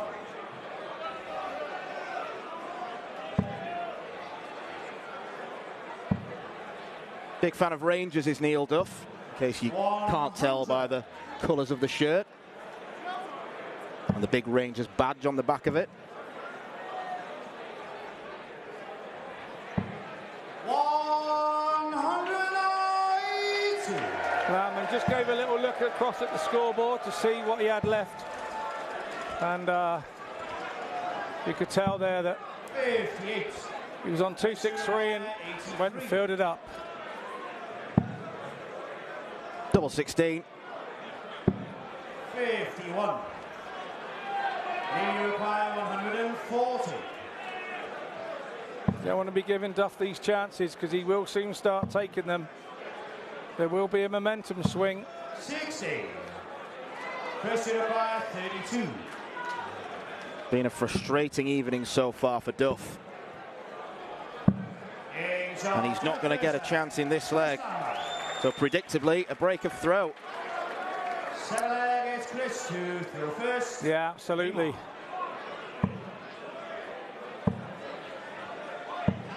$100.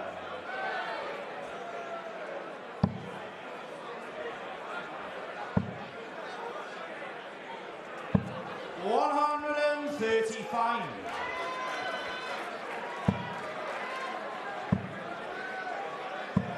$60. Look at that, nice bullseye Christmas jumper there in the crowd. Yeah, I'm guessing a lot of them get flogged at this time of year.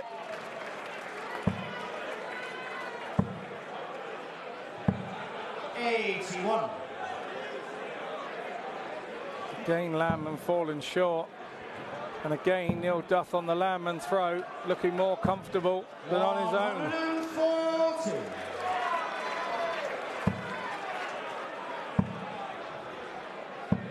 $140. You require 103. Might be too little too late for Landman. Double 17 for Neil Duff.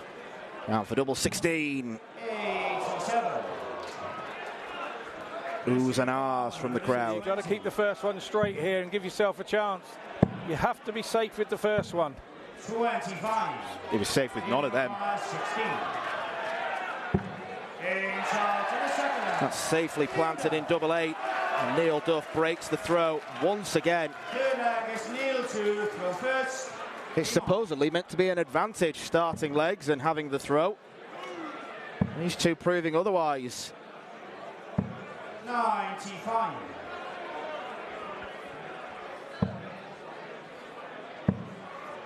Games of this magnitude and this distance can to and fro where each player gets in a little bit of a purple patch of their own and holds on, but this one hasn't done that. We've yet to find a player to get a purple patch and reel off sort of 5 or 6 legs that are really good and win 4 of them. 140. Landman visibly, the pace was a bit quicker then. He's trying something different. 99. But if Landman gets any quicker, he'll be throwing all 3 darts at once. 1, 2, 3, gone. 54. That's why he's a big scorer, but it's why he can be erratic as well.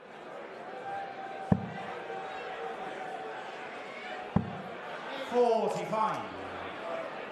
So once again, a glimmer of hope for Landman. Another one of those. 100. He's back close enough. 122. Duff will start on the 18s here. Awkward. Bullseye. 78. Well, that second dart in the treble 18 was magnificent. I don't know how he managed to see it. But Landman 87. does not break the throw. 44. Strange combination to come all the way down the bottom of the board and then try and head back to the top. Duff now on double 16. Holds his throw. Now getting the confidence that comes with holding your throw. Yeah, he seems to have changed his MO a little bit, Neil Duff, because I think normally he's a tops and 10s man, but decided to go for the 16s. He's had more success on that side of the board in the last few sets. 40. Yeah, sometimes you've just got to change it up and go with what you feel is right on the moment. 140. Yeah, there's a lot of darts players who like to obviously plan and have an idea of which doubles they want to hit, but some of them just play instinctively and play on feel. Yeah, if you have a couple of darts at 36 you don't fancy it, you switch it to 32s, and when you get those opportunities like the guys are having at the moment.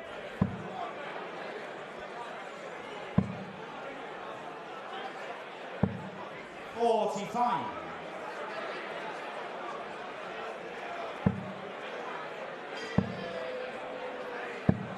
59.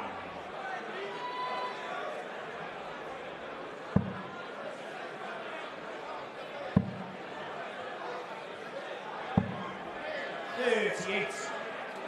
Chris Uruguay 138. Will never be a poker face darts player, Neil Duff. 26. Two poor visits from Landman where he's a country mile in front. Absolute country mile in front. And Duff is now right back on his coattails. He was a country mile in front, but the countryman may have to find something special. 96. Uruguay 138.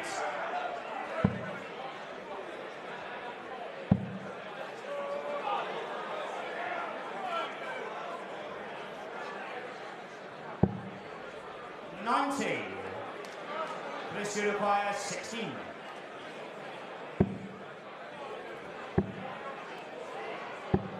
8. When you're that far away with your first dart, does your confidence in. To nudge ahead, 3-2. 32. Neil Duff can't manage double 16. Chris Uruguay 8. Back in that 21 dart plus route again. Good marker. Two good markers. No score. Uruguay 16. Duff mops his brow.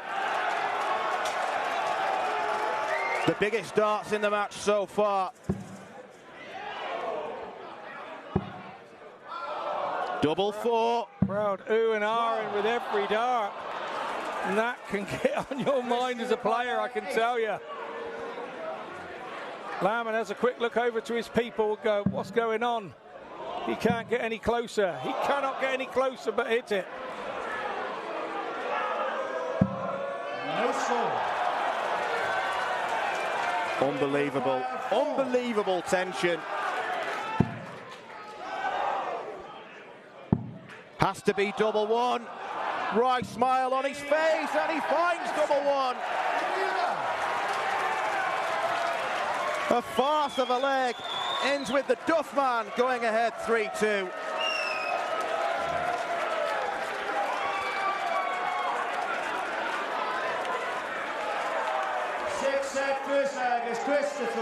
Okay, Scott, if you're in Chris's position now, how do you compose yourself and recover? You're going at a 180 or something to start in the middle of this leg and forget what's just happened. But that is a very difficult forget. That was big moments, big turning points. Both had many moments and chances, but only one took them. And those are the bits that he'll remember. 97.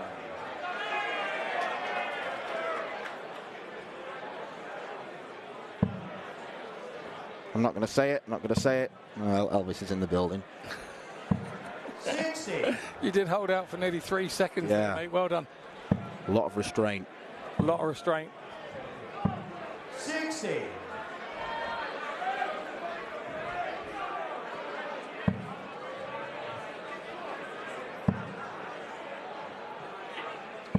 140.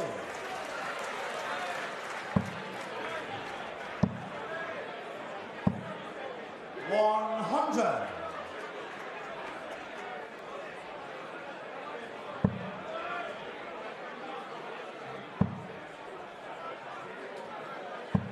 60. Chris Uruguay 144.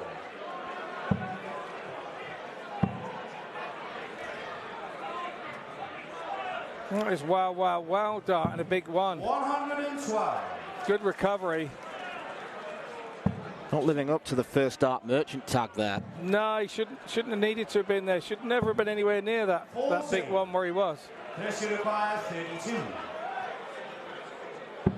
Game shot to the first set. Chris Landman. Something for Landman to build upon. Game on.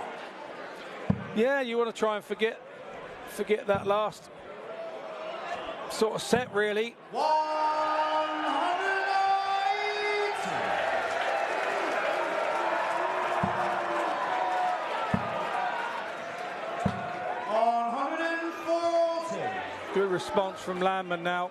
Duff has to back that 180 up. 60. Yeah, sorry viewers, I got my leg wrapped around Danny's 60. headphone wire there, and yeah, nearly pulled his head off. Quite amusing for us. You couldn't see it where you were.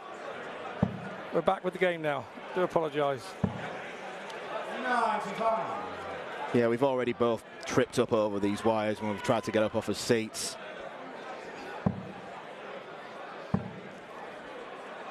But pleased to report, no injuries yet. No injuries, but Duff on 166. 9 times out of 10 when you leave that, you hit a treble 21st dart. Not to be on this occasion. 60. One would even have been happy with. Once again, the door slightly ajar for Landman, but needs a treble in this visit. 60. Leading require 106. Doesn't get it. Treble 18. 58. Pressure require 156.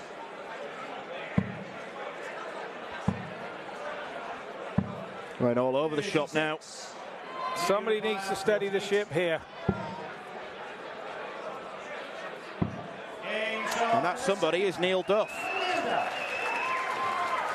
It's exactly what was needed. It's kind of getting a bit scrappy. I know the situation's tense and tight. 60. There we go. Duff now taking control of the situation.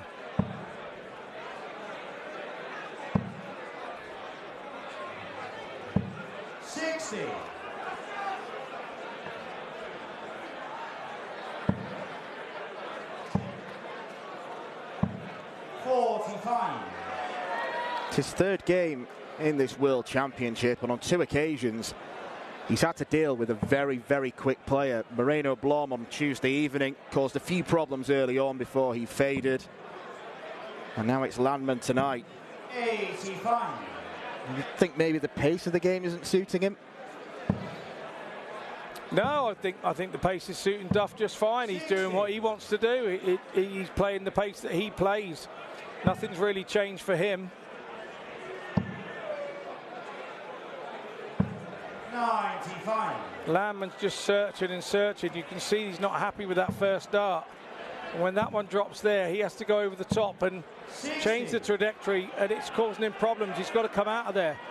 When that first one drops short, surely he's got to come out and find a clear target. 81.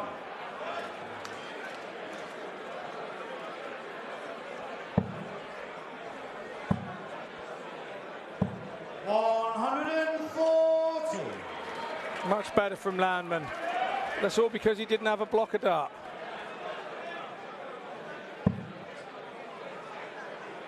$140 is the ticket for Neil. And he's going to get it. This may have to go, because Neil Duff is tops away from breaking the throw and going within one of the match.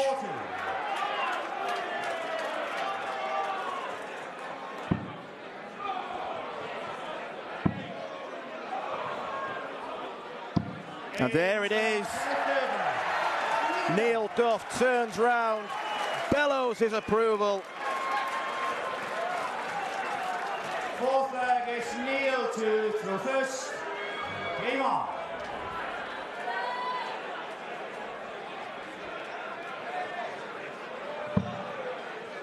He has got the aura of a champion. 95. He sure has.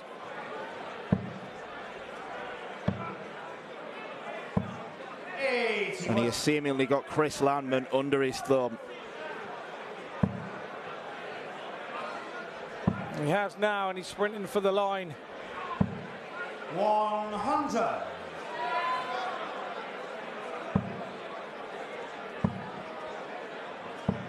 85.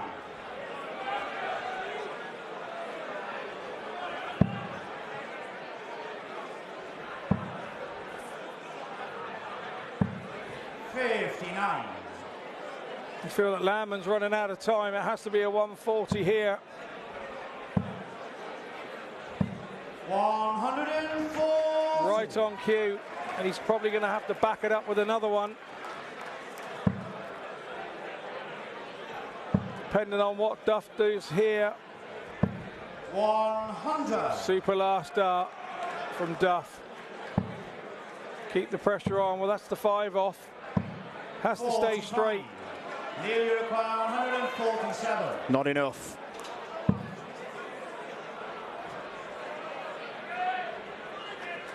That's a nervy one from Duff. 81. Solid stuff at the end there with the last dart. Oh, he went across. Maybe the better shot would have been to stay straight. Even if it is a dodgy dart at double 15, Neil Duff is 66 points away from the semi-finals. Double 18. 30. He's millimetres away from the semi-finals there. Landman, this has to go.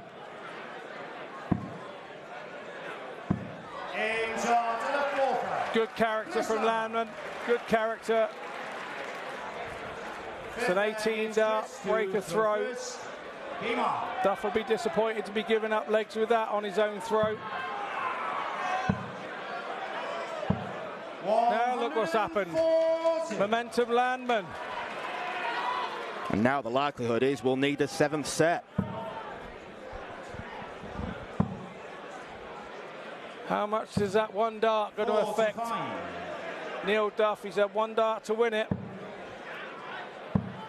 He was oh so close. 140. Landman now throwing like he's not got a care in the world. 2 140s back to back for his 6 darts in this leg. 36.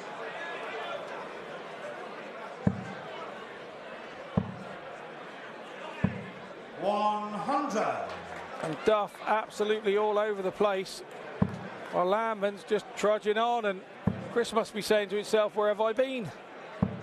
100. Well, the 3rd dart that Neil Duff threw in the previous visit seemed indicative of a man who is resigned to the fact he's losing this leg. 89. Good tidy up again from Landman. 45. Chris, you require 32.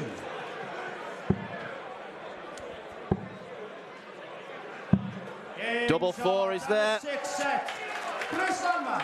And we are going all the way. 7th and final set. His first leg is Neil to throw first. Game on. Neil Duff is thinking right now he should be having photos with fans celebrating a victory. He should be shaking Landman's hand. 45. He should be preparing for a semi-final. But darts doesn't work like that. 57. And Landman goes back to throwing a split second slower. Losing the momentum a little. 40. Lobsters don't know what to do with themselves now. They're so into this. 97.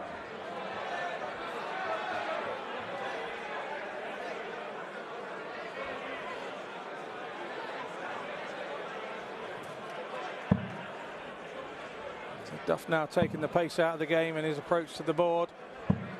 100. To throw.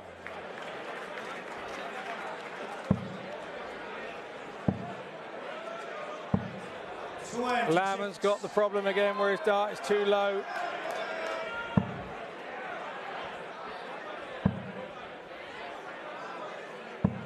100. Chris Landman's problem now is Neil Duff. 140. Still not enough to get him to a finish.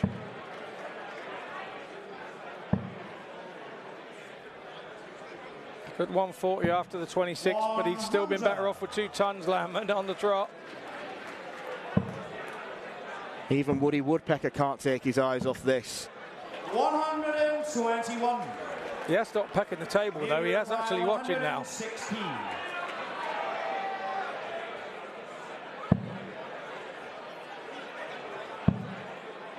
Back up to the old faithful.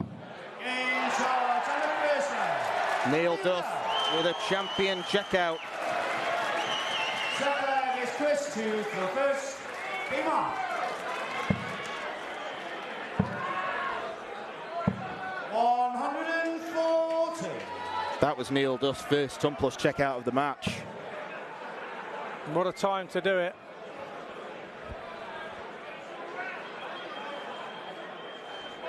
We spoke about big celebrations this afternoon. When Wesley Plazier gave a big one, didn't he? And then he never hit a treble for 4 throws and lost the next leg. 140. Yeah, I suspect we'll struggle to see one set that was as good as the third in that match when Wesley Plazier finished it in 40 darts. It was something special. 140.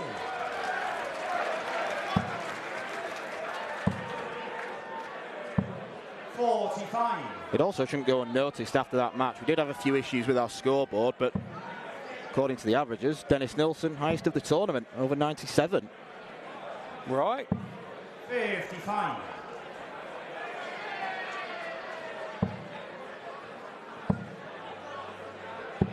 $136.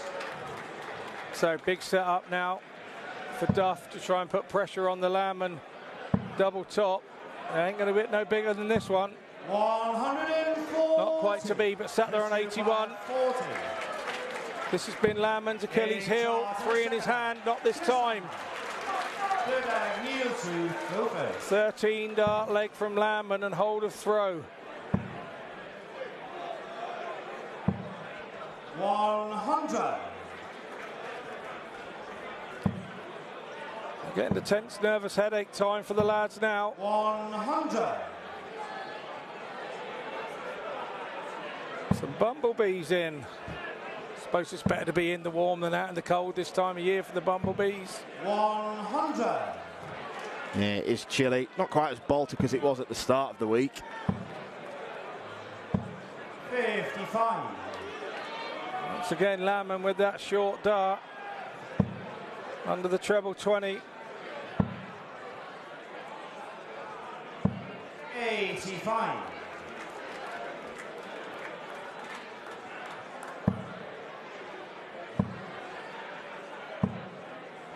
100. A good last start there from Landman to get over the top. Could this set up double 18? 140. Tried to use the first 2 in the board and just slightly overpitched it. It's advantage Duff here. 60. Massive advantage, Duff. Requires 76.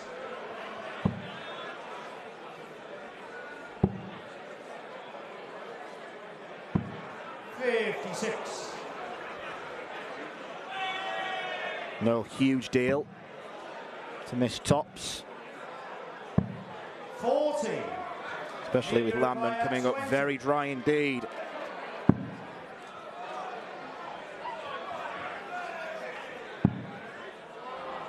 It's all about Duff doing his bit of the job now. In shot in the third leg. Double 5 has been really good to him in this tournament. Fourth leg is Chris to first. That was the part of the board he hit last night to beat Martin Turner. 100. Landman now throwing to hold to save the match. Duff now composing himself. He knows he needs a big visit early doors.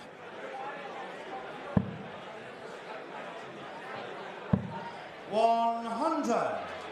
Could have liked more there.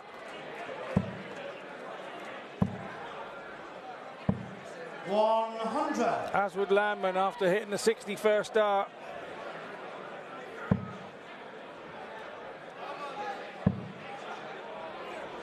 First mistake. 43. And no treble. So Landman now has to hit. Has to hit. 60. And he doesn't. So that little mini advantage is gone now, but Duff has to hit one. Big deflection there. Good switch after the deflection. Good switch.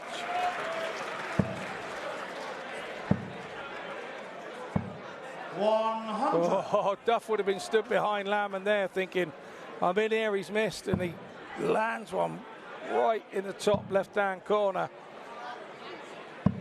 60. Duff goes to the well and comes up dry. So it's 1-4-1 for Landman. Go back now to the treble 20. 164. Treble 18. What a way to win this would be. For the highest checkout of the tournament. Landman spurks. He looks at the screen. Neil Duff making sure he is properly prepared. 139. When that left his hand, he must have thought that had a chance. 36. Big moments, big moments. Right in the top corner. Whoa, right in the top left-hand corner. We've got ourselves a one-leg shootout. Final leg is Neil to throw first. Winmau. Now the bull up in the back room comes to the advantage. 100. Nothing a given in this situation in darts. 104. It's a sport that tests the skill, it tests the stamina, and right now it's testing the nerve of Neil Duff and Chris Landman. 140. Super response from Neil Duff. That is big. 100. So we're none the wiser. We're even Stevens after 6 darts. Duff looking to kick on. 140. And he knows how big that was.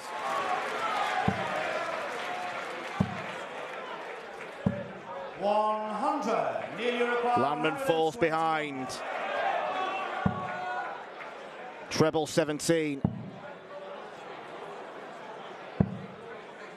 79. Tidies it up well. 161. For a show-stopping finish. 92. Neil require 42. Which way does he go? 10 for 32, surely.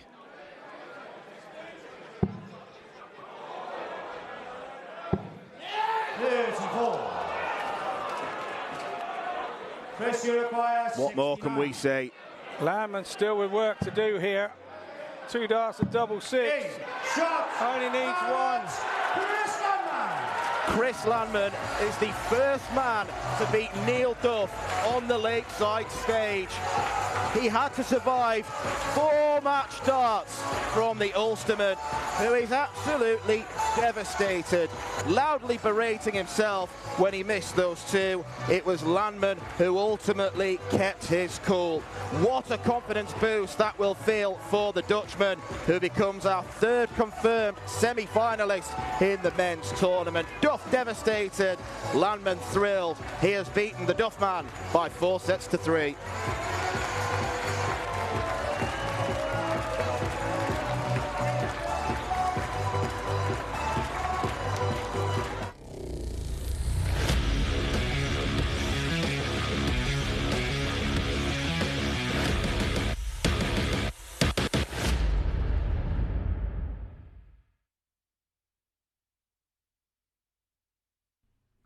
This program is brought to you by Benji Marine Engine Repair and Trading. Specialised in Wärtsilä engines with a 24-hour-a-day, high-quality, worldwide service. And by Hemeco Storage Systems, your one-stop storage system solution with over 100 years of experience. The 45th annual Winmau Fleetwood Memorial Las Vegas Open will be held from January 19th till the 21st. Sin City welcomes you to come and play in the entertainment capital of the world. Both men's and women's champions will win places at the 2024 WDF World Championships. The Romanian Darts Festival is from January the 26th till January the 28th. Come join the party in Bucharest. Register to play by Wednesday the 24th of January. The Toto Dutch Open Darts is held from February 1st till February 4th. Registration is open until January the 16th. The Toto Dutch Open Darts is by far the largest darts party in the world that you should not miss. And the men's and women's champions go to the Lakeside in December 2024. The Swiss Open and Helvetia Open tournaments are held from May 31st till June the 2nd. One of the longest running tournaments in Europe invites you to join them in the most beautiful surroundings you'll find in Europe. The Swedish Open and Masters is held from August 16th till 18th. A popular tournament for many of Europe's best aerosmiths. For more information on each of these tournaments, go to the link in the description. A special thank you to our tournament sponsors Winmau, A&G Travel Group, iDarts, Dart Connect, CT1 and Quiff.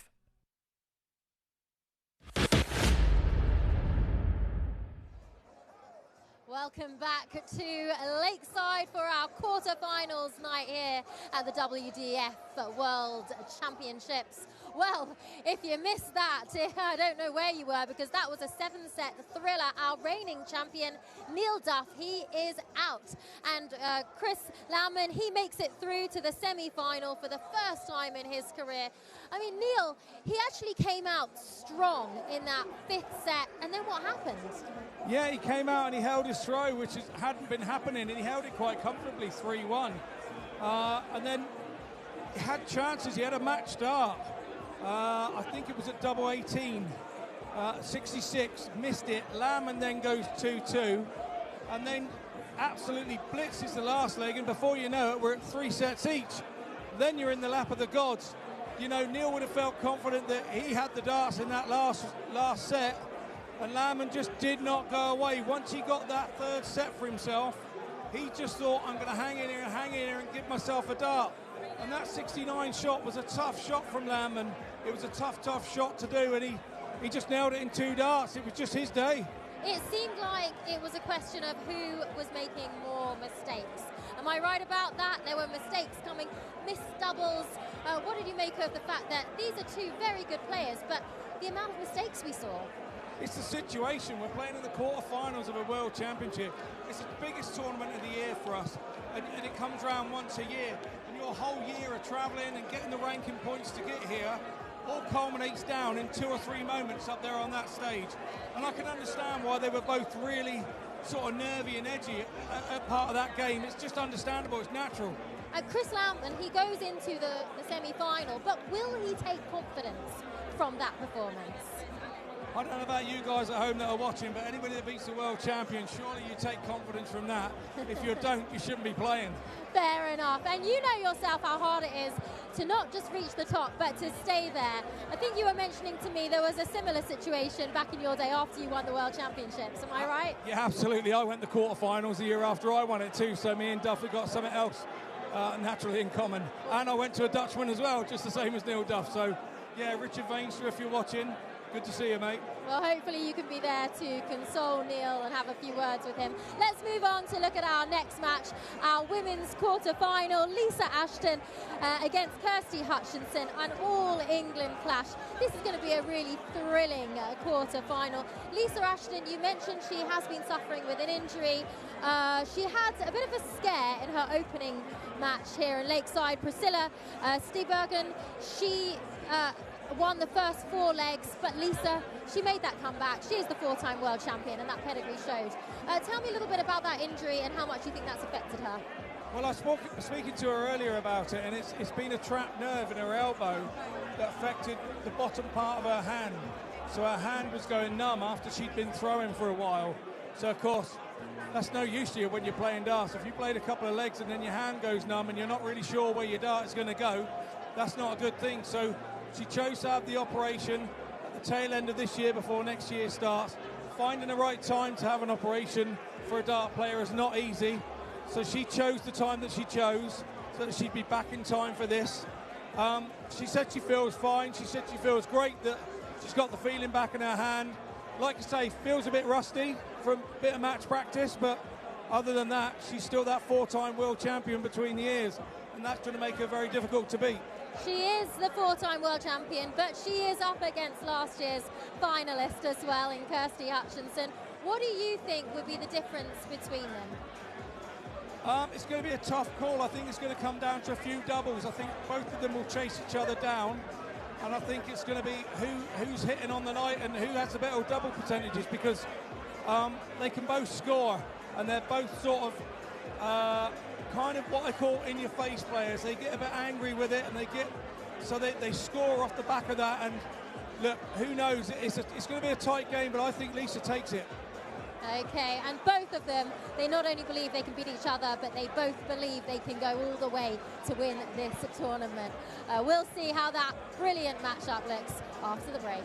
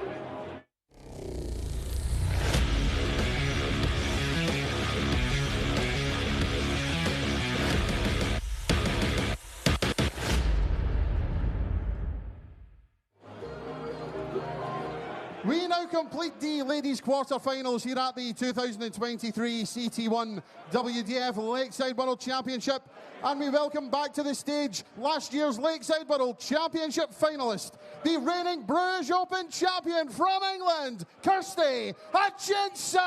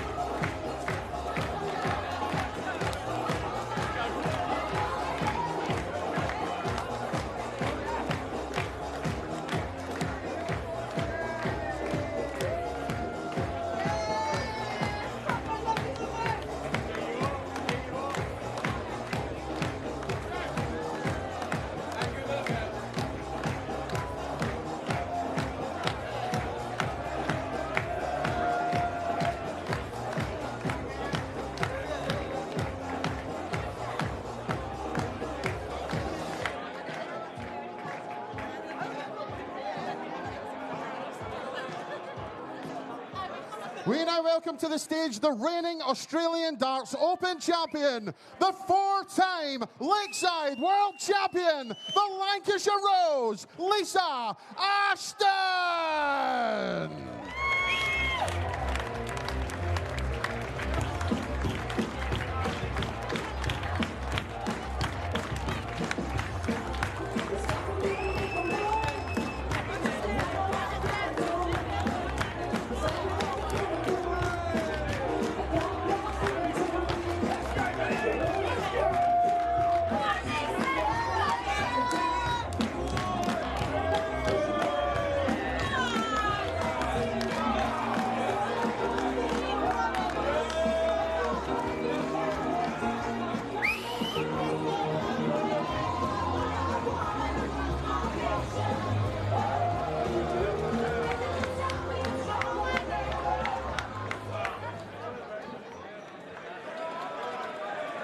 The legendary Lisa Ashton is in the quarterfinals of this wonderful Lakeside Championship.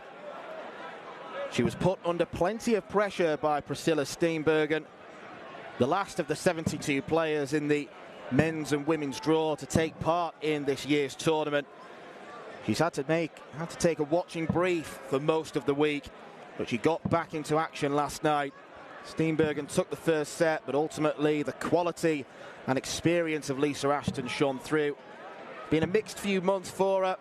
Elbow surgery means she's not being able to practice, not being able to get as much match practice as she would like heading into this tournament, which she is looking to win for a 5th time and a first time since 2018. 53 years old now, but she's still got that appetite to play darts, winning in Australia earlier this year, the highlight of her year. But Kirsty Hutchinson is someone who is no stranger to the Lakeside stage, reaching a final last year before ultimately losing out to Bo Greaves. She is a big scorer, and she will give Lisa some problems if she can tidy up the doubling.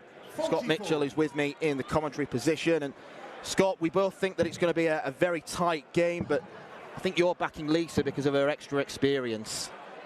45. Yeah, I am. But at the time, I didn't realise that Kirsty had won the throw, so that's kind of a big advantage. Kirsty's been around an awful long time through the youth 69. Movement, and she's been a friend of my daughter's for years, and she is starting to develop into 60. One classy player.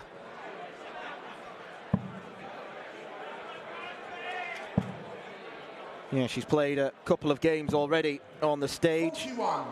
Defeated Japan star Mayumi Uchi in round 1, and then she improved her performance against the New Zealander debutant, beating a seeded player in Wendy Harper. Lisa Ashton has been there, seen it, won the T-shirt and 4 trophies. 100. Yeah, nobody likes to show off, but everybody loves Lisa. That's what I will tell you. She's just a lovely, lovely lady. Been a friend of mine for a long time. The Lancashire Rose. Bedded across her shirt.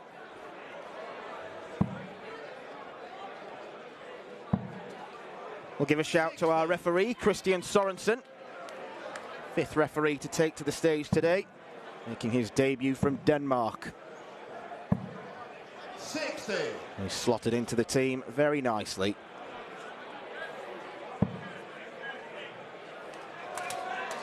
Yeah, our team of refs are like an adolescent boy band, aren't they? 41. These require 116. Something like that. 7. Kirsty moving 156 after 18 darts. 38. On her own throw will be the worry. 45. She's not got to get too frustrated. 13. Kirsty, you require 118. Treble 20. 94. Good last start there from Hutchinson. 32 for Lisa.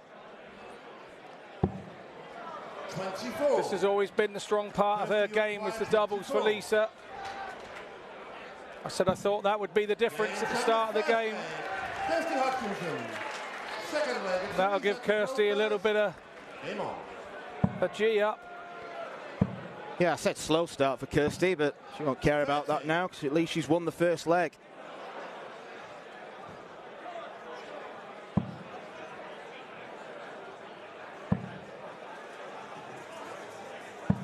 Was a dodgy start for Lisa against Priscilla Steenbergen last night, but unfortunately the Dutch woman, she was like an 800-meter runner who used up too much of her energy on the first lap. Lisa came roaring back.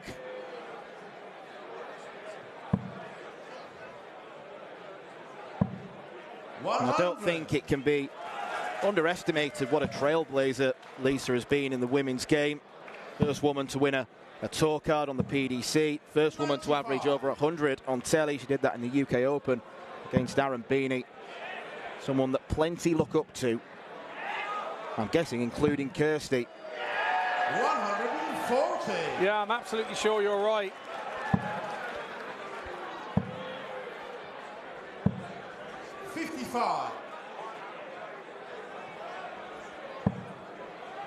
Like I say, you want to be playing your best when you win World Championships. You want to stay in your pomp for as long as you can and try and take as many titles in that sort of period as you can. And Lisa managed to take 4 world titles while she was playing absolutely excellently. Mikuru. 85. Suzuki had 157. a couple of good runs here. Obviously was champion. Four different players she beat in those finals as well. Dita Hedman, Fallon Sherritt, Corinne Hammond and Anastasia Dobromoslova. But now it's Lisa under pressure. Kirsty will require 100.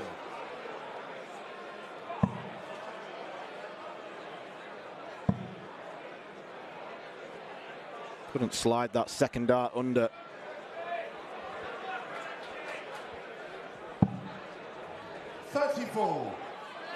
Lisa will require 96. 2 stabs at the cherry. That one way under. 71 to treble 17. 42. Kirsty will require 66.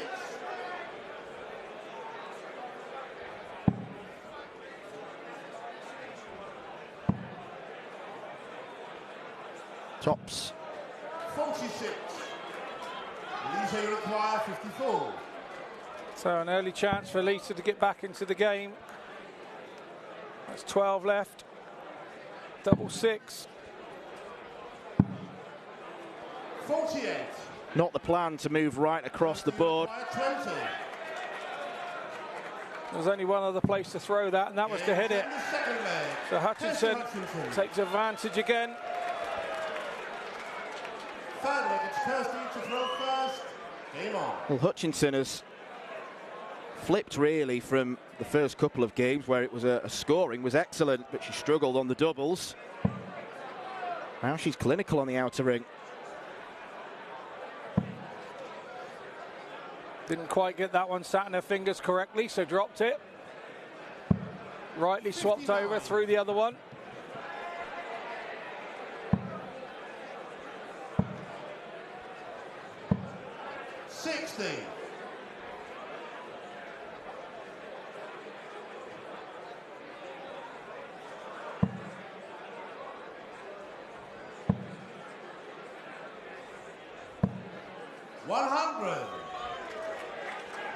Could have been an awful lot more, that.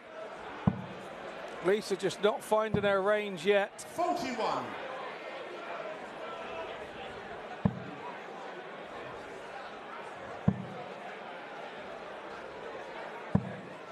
62.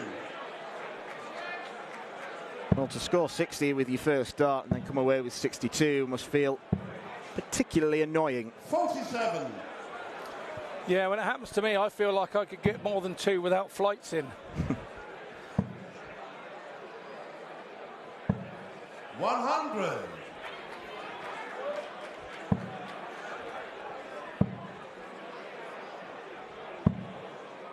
12. Check. Lisa's last score was 9. Oops, a daisy. It's never the big shots you get wrong, is it? Never the big scores that you get wrong. Well, because you never expect a player of Lisa Ashton's calibre to only find 9, but this has been a real struggle for her. There are extenuating circumstances with her having her surgery recently. I don't know how comfortable she's feeling. Kirsty will require 80. And it's not looking good.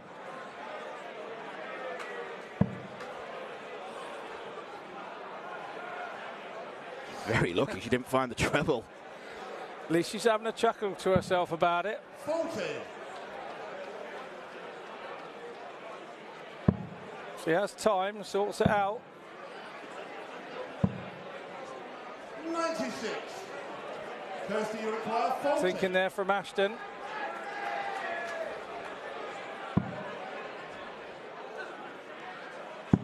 Double 10 is found, and Kirsty Hutchinson takes the first set against the 4-time champion. The 4-star Lisa Ashton wants a 5th star on her back, but it's been 1 star so far from the Lancashire Rose. Kirsty Hutchinson taking full advantage of an off-colour performance, and she leads going into the break by 1-0.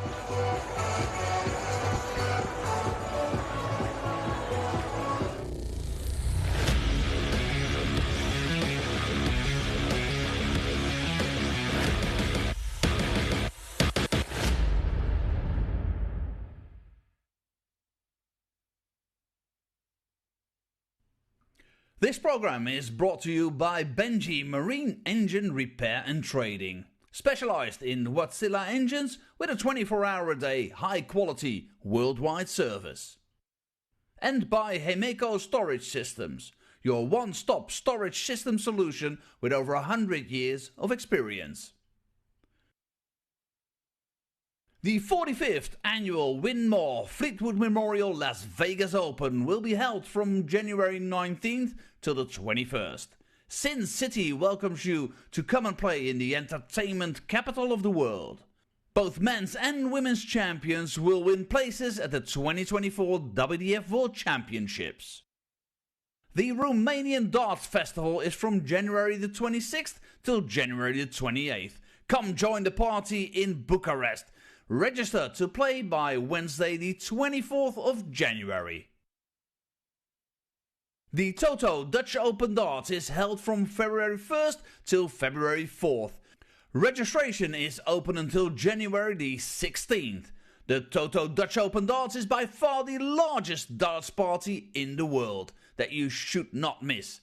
And the men's and women's champions go to the Lakeside in December 2024.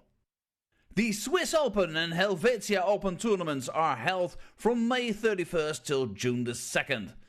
One of the longest running tournaments in Europe invites you to join them in the most beautiful surroundings you'll find in Europe. The Swedish Open and Masters is held from August 16th till 18th. A popular tournament for many of Europe's best aerosmiths. For more information on each of these tournaments, go to the link in the description. A special thank you to our tournament sponsors Winmau, A&G Travel Group, iDarts, Dart Connect, CT1 and Quiff.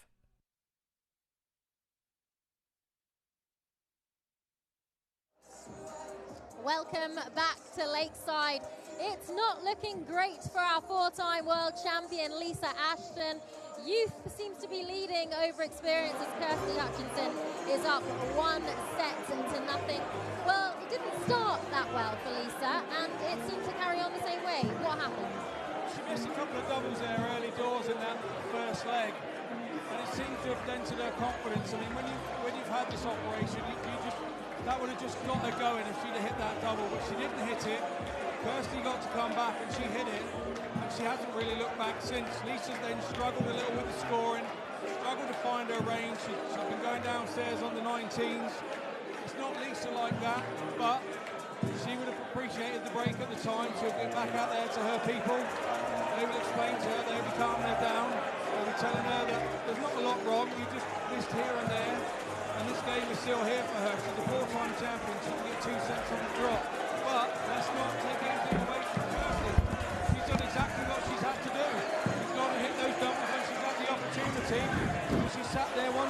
good for good reason. And Kirsty was, of course, in the final of this championship last year. What would she have learned from that, going up against Bo Greaves, that she can take into this match that's giving her this advantage so far over the 4-time world champion? I think she would have learned not to panic over the whole way through to the final. And so she's in that situation now, and she won't panic. And I think, you know, she's good for the lead. Okay, well, let's see if our 4-time world champion, Lisa Ashton, can turn things around. It's an all-England clash here, and the crowd are definitely getting behind both of the ladies. Let's take you back down to the match. Yeah, we've got a very sizable conga going on in the crowd. Seemingly deciding to re-energise themselves during the break. That's something that Lisa Ashton needs to have done. As the boos ring round, and I think the conga is about to end. Back to your tables, everyone.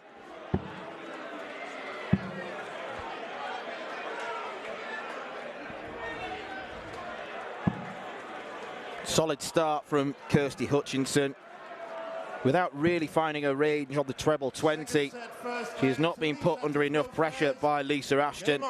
3 from 5 on the doubles for the Durham thrower. 100. The Lancashire Rose needs to blossom into life. It was a really costly first leg for Lisa Ashton, missing 5 darts at doubles. 81. The 16s and 8s proving troublesome. But she is a player made of tough stuff. 120. More misfortune with the bounce out. She does use quite bulbous barrels, does Lisa. Well, probably a bit more prone to bounce outs. 36. Usual skinny setup from Kirsty.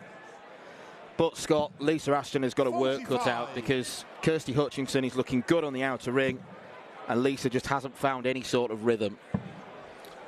No, absolutely, and it's most unlike her. 100. But we've got to remember, you know, you're not going to give too much away in the back room about how your elbow is and how much practice you've 100. been able to get. And she just looks a bit rusty. She played in the ADC Women's Series finals the other day at the Motor Slides Lounge, and she lost in the semi-final that day to Dieter. 136.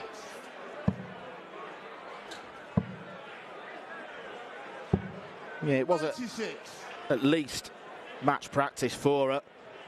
Something she can take. And she's made a pretty good start to this first leg after the break. 100.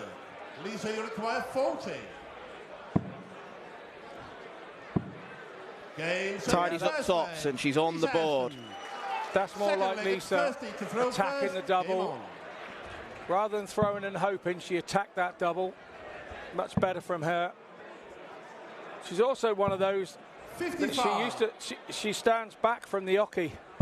She stands a couple of inches back from the oche from 8 foot, and the story goes she used to play darts with her brothers in the bedroom, and their board was up behind a bunk bed that was 8 foot, so they could only stand at 8 foot and throw. And so she continued to do that for the rest of her career. She has. Wow. I don't know whether having an arm operation has changed any of that. So that's why she's looking down and checking her step, basically. Absolutely, yeah, absolutely. She always does it. Puts her foot to the oche and then slides it back a couple of inches, and then she throws from 8 foot, and that's where she feels comfortable. Show off, Lisa Ashton. Is 7 foot line not long enough? Or 7 foot 9.5, is it? Well, obviously, I should know this. Yeah, yes. 41. 7 foot 9 3/4, I believe it is.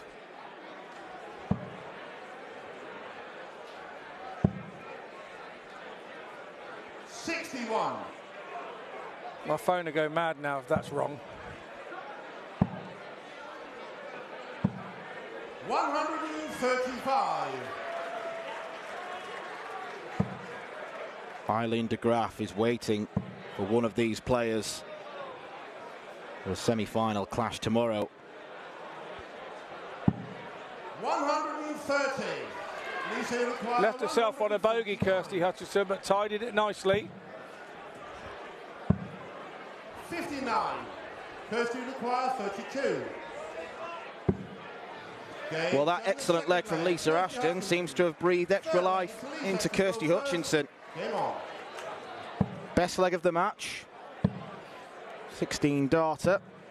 60.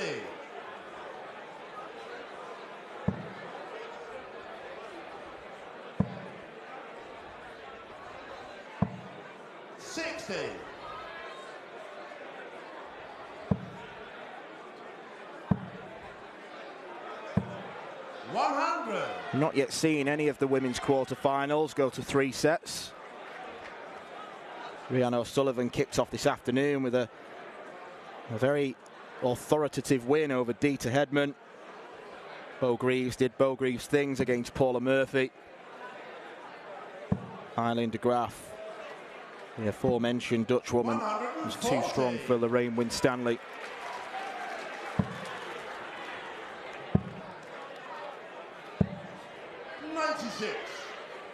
One thing we've got to give Kirsty Hutchinson credit for is that she's actually scoring enough to keep Lisa under immense pressure, and she's at it again. 140.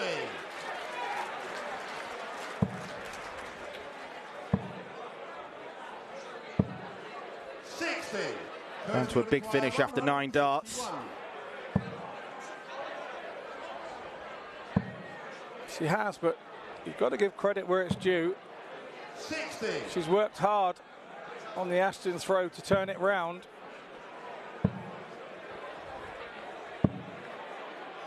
94.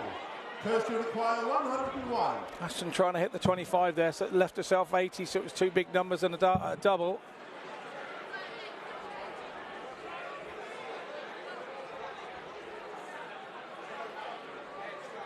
.62 left, Kirsty. 49. Lisa require 91. Back to the bull. 51. The first dart was in perfect position as well, as she could have glanced off it. Not to be now. Hutchinson, we know how good she's been on these doubles. Double 10. 42. Lisa require 40. Not particularly close. Neither were those 3. Kirsty, you require 10.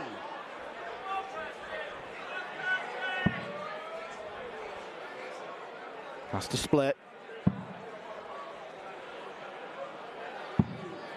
8. Chipping the score down to the lowest possible double.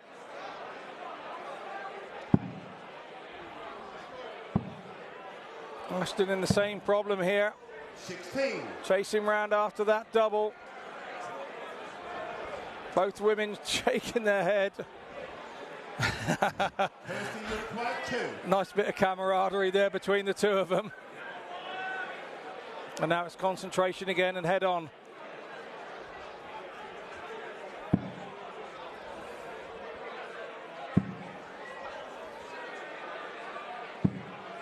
No score. When you're going for double 1, you want to make sure you're up with the first dart. You don't want to be going inside and carrying 2 darts to the board to retrieve the first. You want to make sure you use them all.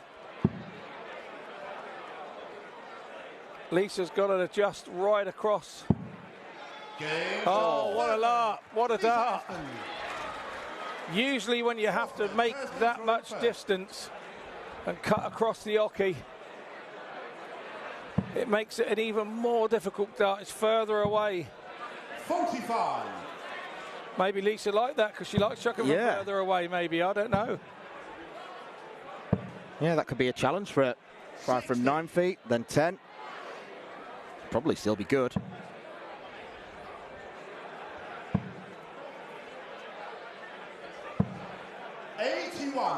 Kirsty Hutchinson has never beaten Lisa Ashton before. Played each other 4 times and Lisa's triumphed. One of them was in the WDF and it was a 4-0 win for the Lancashire Rose.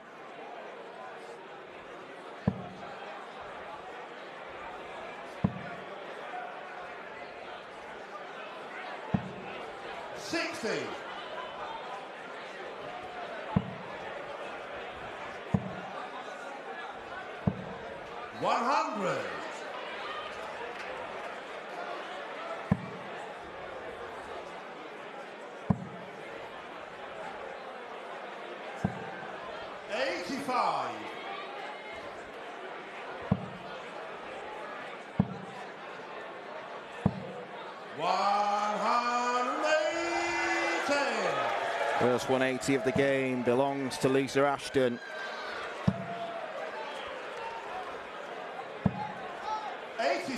And it would suggest she's starting to find her range. She's still got work to do here. That was a bit of a deflection off the flight there. The well thrown dart, you can see it catch the other flight.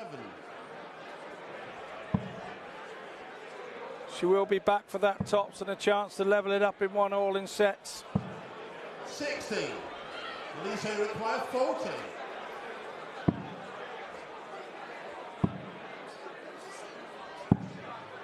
30. Kirsty, you require 87. This is usually her strong point. First dart's a beauty.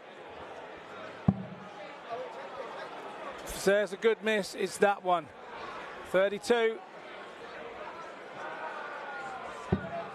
71. Lisa, you require 10. I think we can see what she thought of that. Yeah, real snatch of the darts out the board. 5. Kirsty, you require 16.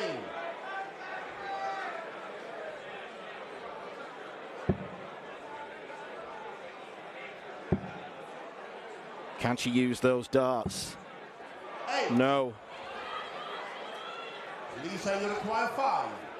Awkward finish for Ashton. Oh, she's bust. Kirsty, you require 8. The darting cardinal sin.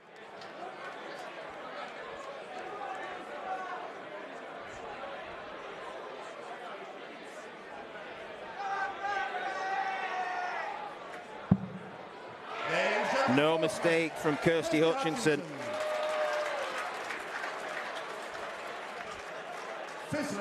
Only a hold of throw, but she prolongs the agony for Ashton.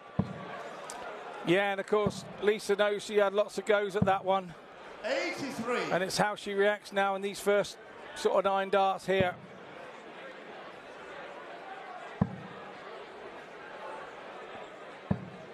$100.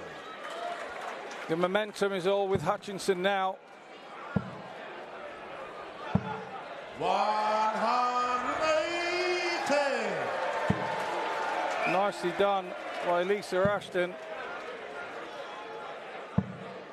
28. And that one big throw has swung momentum back in her favour. Oh, she's going to do it again. 140. Trying a little quicker, a little harder. Maybe that's what we need from her on the doubles. 45. Lisa, you require 98. Kirsty's faltering. Lisa splits. Game 7, the second set. 12 darter. Lisa Ashton. I think that showed there that she had angry with herself that she'd let the last leg go. First leg is Right down the barrel of our camera. Perfect. So obviously no break, we go straight back round, and Hutchinson has the darts in this set. 60.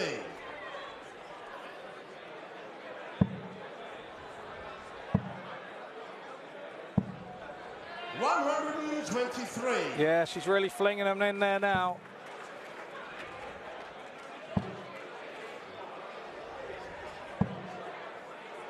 $100.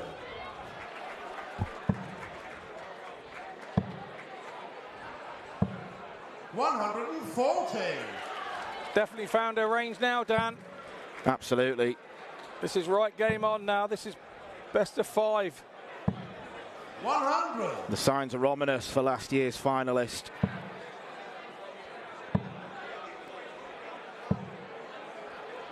$55.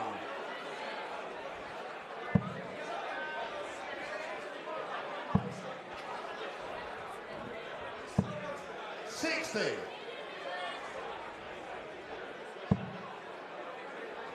Just about to say needs a treble to get away. 99. That's exactly what she does.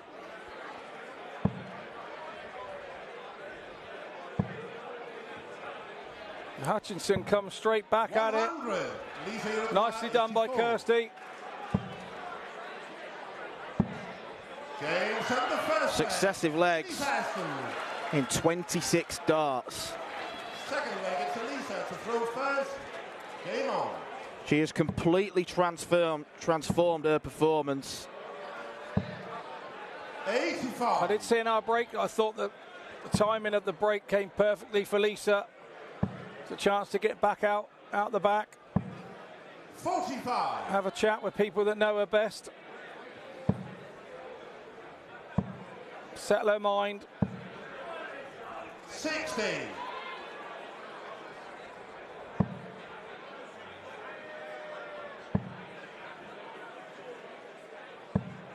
60.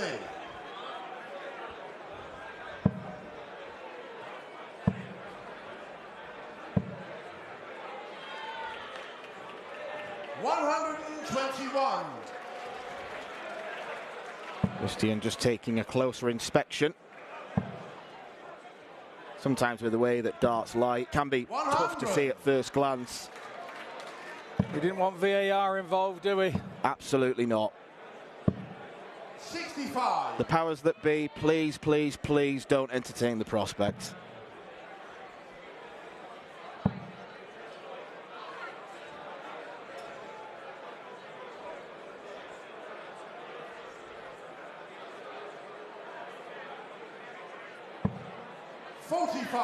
One of those moments where we don't need to add anything.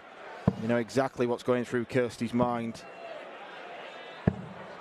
We've seen a couple of those moments in this match.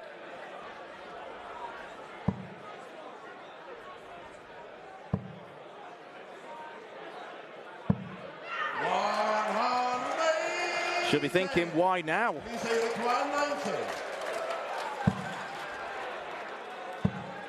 Spirited from Kirsty, but quality from Lisa Ashton.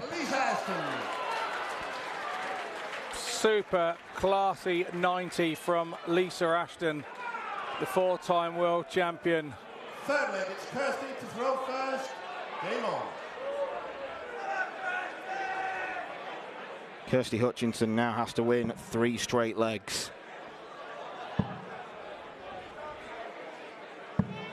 100.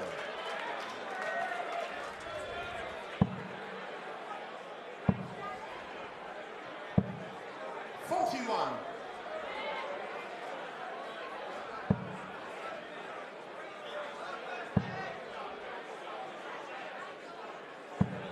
60.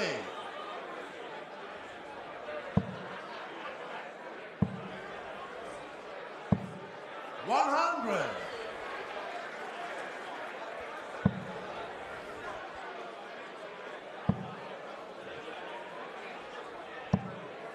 100. Any treble-less visit right now, Lisa will punish. So it's a good job that Kirsty hit the treble with the last dart. 26. And then she hits 26. Yeah, commentator's curse, but a big ooh there from Lisa as she did it. So she wasn't too concerned. It was a smiley ooh. 100. If there is such a thing. There is now. Yeah. We've just invented it. Well, Lisa invented 41. Kirsty require 141. Takes off the one.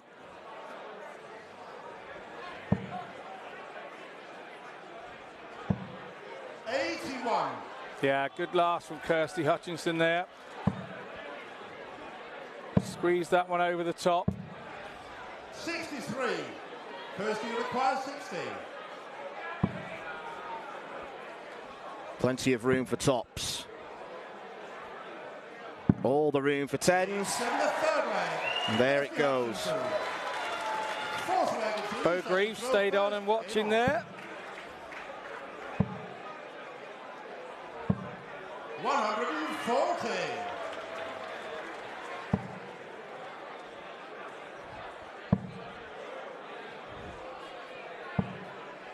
13. No sooner has Kirsty Hutchinson won the leg, Lisa has applied the pressure once more with her throw of 140. 95. Now 95, 266 for Lisa. 222 ahead before these. 45. And 2 savage visits from Kirsty means that Lisa is slowly walking towards victory.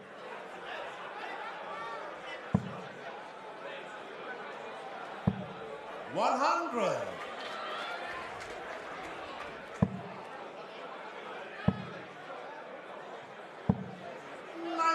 It would mark 2 straight games where she's had to make a comeback from 1 set down.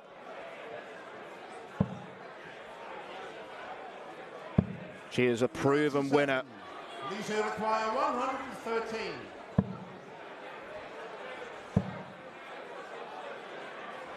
111 now, Lisa. 22. Don't need our referee to work that out, did we? Maybe she's not ready yet to depart. Maybe she just fancies throwing some more.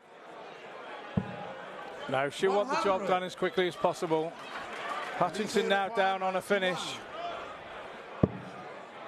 This is the way she does it.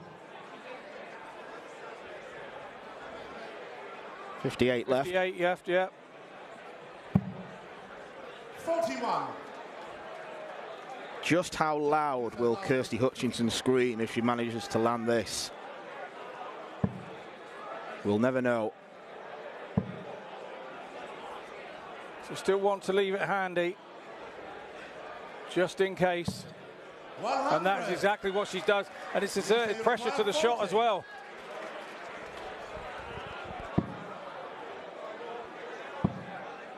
Double 10. 30. And that's exactly what it did. 46.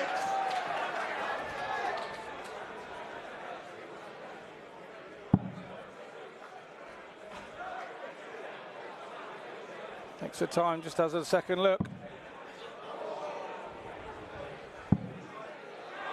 32. Lisa, you require 10. Head in hands for Kirsty Hutchinson. Oh, wow. Let's go. Kirsty, you require 14.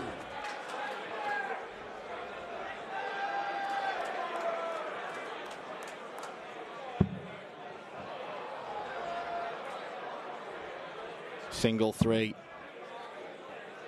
for double 2. 12. Your heart is racing in those moments. The blood is rushing around your body. The adrenaline makes you throw harder. No Lisa carbon does the same copy. again. Kirsty, you require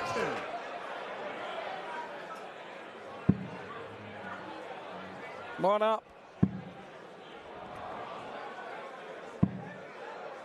No score. It's nerve-wracking watching them. Lisa, you require 10.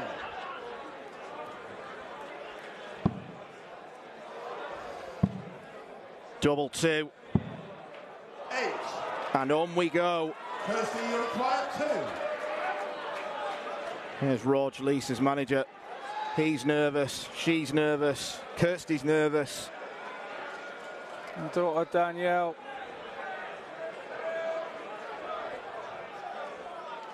Sure Lindsay's watching at home as well.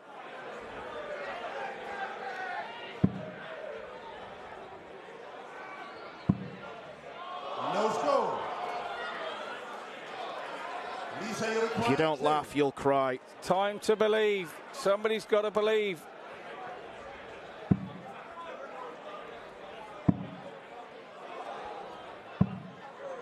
No score. And now make that 12 missed starts for Lisa Ashton. 2.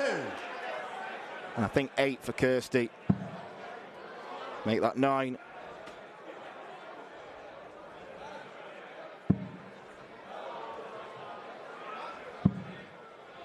No score. Lisa, you require 2. Game. Lisa Ashton finally ends the marathon last leg. Devastation for Kirsty Hutchinson. It was such a nervy ending, but Lisa Ashton finally shows what she's made of. She can barely celebrate because she knows it's not the way that any player wants to win a darts match. Kirsty Hutchinson will not repeat her final showing last year. Lisa Ashton is still in this. She is a 4-time champion and she is hoping to become a 5-time champion to get that extra star on the back of her shirt. Lisa Ashton beats Kirsty Hutchinson 2-1. Coming up after the break, we have got our final match of the evening session, the final quarter-final between Jelle Klaassen and Dani Lorby.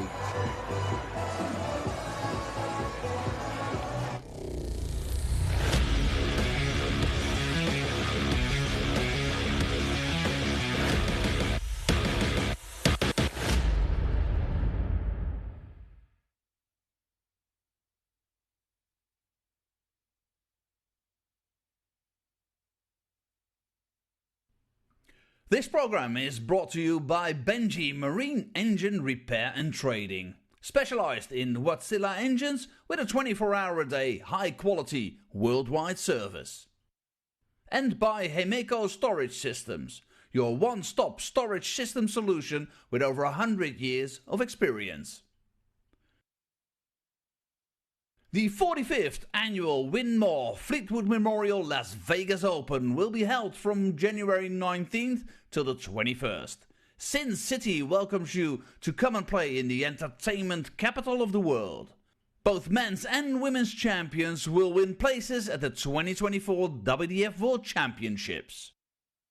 The Romanian Darts Festival is from January the 26th till January the 28th. Come join the party in Bucharest. Register to play by Wednesday the 24th of January. The Toto Dutch Open Darts is held from February 1st till February 4th. Registration is open until January the 16th. The Toto Dutch Open Darts is by far the largest darts party in the world that you should not miss. And the men's and women's champions go to the Lakeside in December 2024. The Swiss Open and Helvetia Open tournaments are held from May 31st till June the 2nd. One of the longest running tournaments in Europe invites you to join them in the most beautiful surroundings you'll find in Europe. The Swedish Open and Masters is held from August 16th till 18th. A popular tournament for many of Europe's best aerosmiths. For more information on each of these tournaments, go to the link in the description. A special thank you to our tournament sponsors Winmau, A&G Travel Group, iDarts, Dart Connect, CT1 and Quiff. Welcome back to Lakeside. Well, it was heartbreak for Hutchison as last year's finalist Kirsty Hutchinson. She got pipped to the post, as they often say, by 4-time world champion Lisa Ashton. What a turnaround for the experienced Lisa Ashton, who was a set down, and then she came out of that break. What will have made the difference to her? Well, she got whitewashed on the way in. The break was needed at the time when she needed the break. It came at a good time for Lisa, not such a good time for Kirsty. And when she came out, maybe she chatted to her management in the back room, and the management had explained that maybe she was doing something slightly different with her throw, but whatever it was, she came out throwing a little bit harder, a little bit quicker, more direct, and then things started happening for her.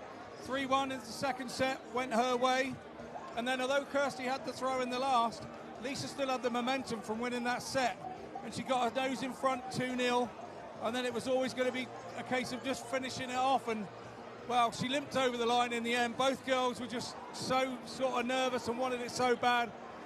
But at the end of the day, it's Lisa that will go through, and Kirsty unfortunately goes home. And I know Kirsty will probably rue that chance. She'll watch that back and think, you know, that was a real good chance for me to turn Lisa over, and she hasn't quite made it. Yeah, devastation there for Kirsty. As you say, Lisa, she really found her form there, didn't she? And what will she take from this? I mean, she can't be overly happy with that performance, given the way she limped over the line, as you say, those throws, those countless mistakes from both of them to finish that match. That is the problem. When that's the last piece of the game that you remember, you know, that you limped over the line, you forget all the good things she did. She started hitting 180s, she started cover shooting and hitting. So she'll forget all that unless she watches it back. And I know the chances are she probably won't watch it back, and she'll be working on her doubles next time she comes in tomorrow for semi-finals. Bo Greaves also stayed to watch this one from the audience. What do you think she will have thought watching that? I don't think Bo worries about anything, to be honest. I think she was probably just here because darts was on and she was just having a look. I think she'd have stayed no matter who it was. Okay, well, let's look ahead to the last match of this evening, our quarter-finals day here in Lakeside. It is Danny Lorby going up against the former world champion himself, Jelle Klaassen. Well, Jelle Klaassen, he won back in 2006, the youngest ever winner here in Lakeside. And Danny, well, he was an unexpected quarter-finalist. He beat his compatriot from USA, Leonard Gates. He wasn't expected to, so he'll have some confidence coming into this match against Jelle, won't he? Well, Danny Lorby wasn't expected to win from the people this side of the water, but in America, apparently, he's got one over on Leonard more times than Leonard's got one over on him. So that may be why he played as he did. But the fact of the matter is he now takes Jelle on, and they're both very, very fast throwers. I wouldn't want to referee this one. It's going to be thick and fast. It really is going to be quick. Jelle, he's really kind of, I don't like to say it because he's still a young man, but he's really rolled back the years of when he was here before, and he really found his range. He's quite a quick thrower. And with Jelle, if his first dart's in the right place, then it makes him a very dangerous opponent. And so far this week, he's come back here. He's really enjoyed being here. I think it's rekindled some good memories and happy times for him, and maybe that's why he's playing as well as he is. Yeah, 39 years old now, Jelle. And as you say, he's been around. He's moved on to the PDC. He's had experiences there. What will he have gained in terms of the times he's taken away from this tour, now coming back to the WDF? Well, obviously when you're in the PDC and you have a tour card, it's very hard when you lose the tour card. It's a bit of a shock to the system, it can be.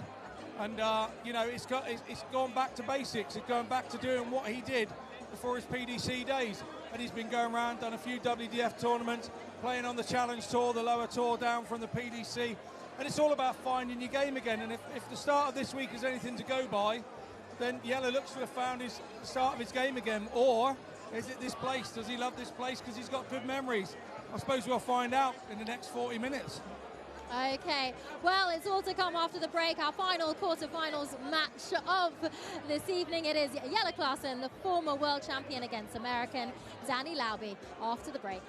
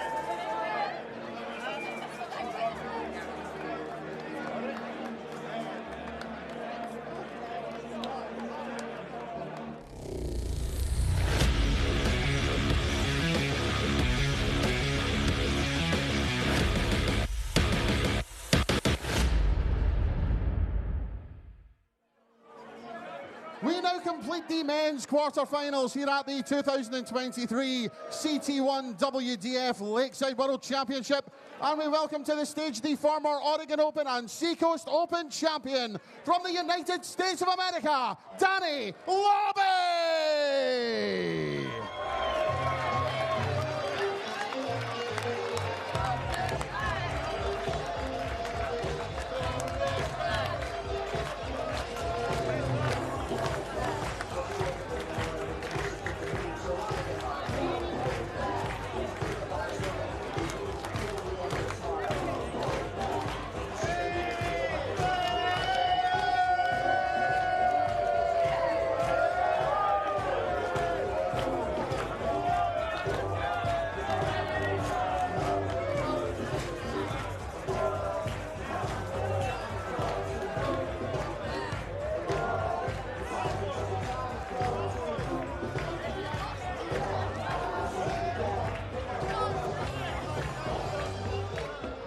We now welcome to the stage the former Irish Open and Dutch Open champion, the 2006 Lakeside World Champion, the Cobra, Jelle Klaassen!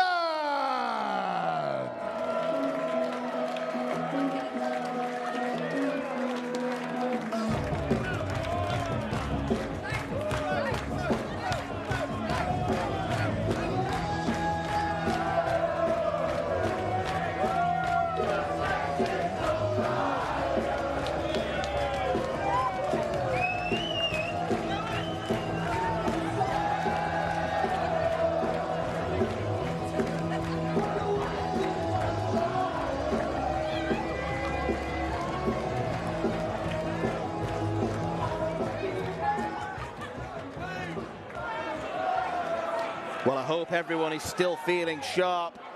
It might be 10 past 10 at night, but this game will keep you awake, alive and alert. Two of the quickest throwers in the World Championship field are about to do battle. Jelle Klaassen is looking to relive his younger days, a 2006 World Champion, beating the legend that is Raymond van Barneveld in the final.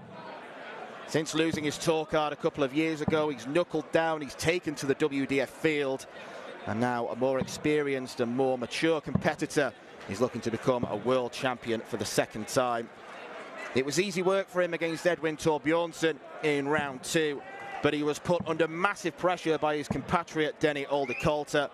He survived a couple of match darts. In the penultimate leg, he took out a 1-3-4 finish on double 13, which is arguably the best finish of the competition. He faced pressure and he lived up to it.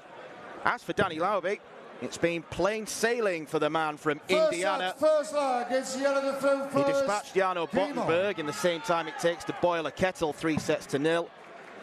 And then he similarly ejected Leonard Gates 82. by the same scoreline. Klaassen against Lobby, a fascinating match is in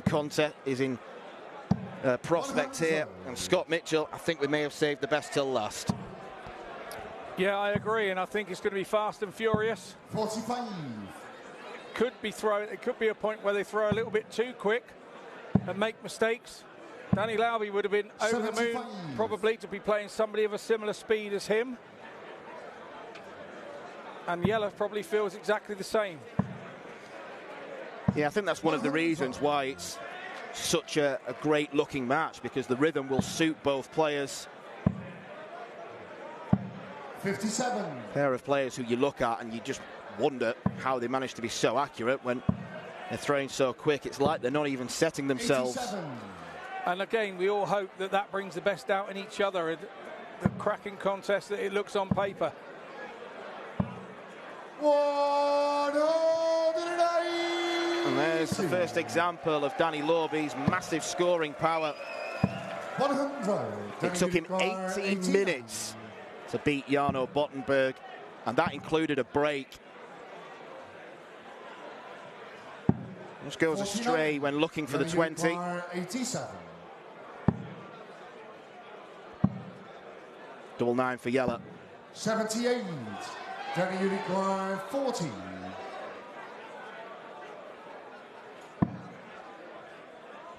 Chance goes begging for Jelle to hold throw. And that's been short in the first Lobby time. makes no Danny mistake. Lobby. Third Second dart. leg is Danny to throw first. Keep on.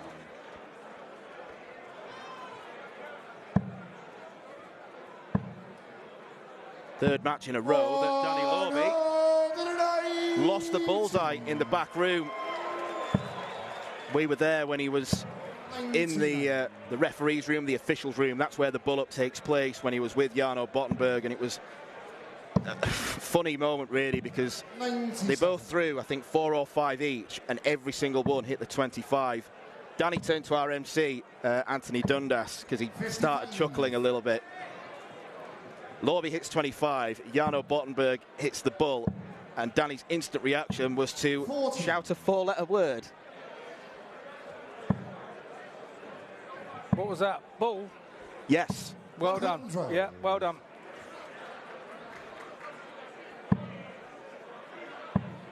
Real exuberant character. 16. Someone who sacrificed so much to come over here and fulfill his darting dreams. He's got a wife and child back in the USA. 16. And he plays darts wherever he can. Big player on the ADC circuit. Scooping big titles because he is a real draw in those tournaments. 15.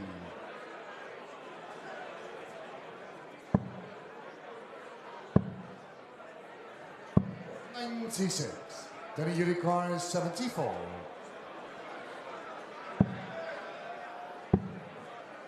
Tops. 34. Yellow unicorn 91. Tops. 71. Then he requires 40.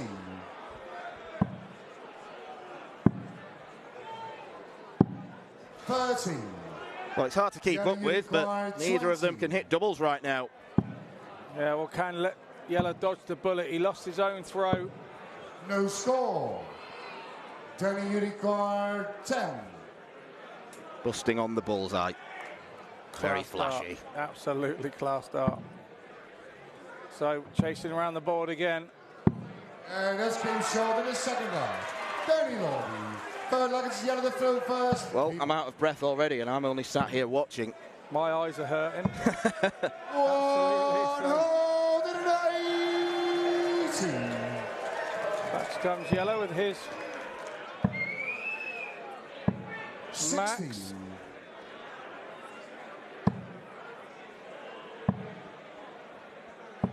$100.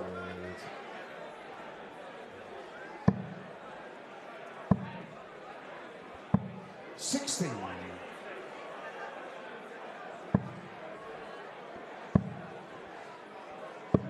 64.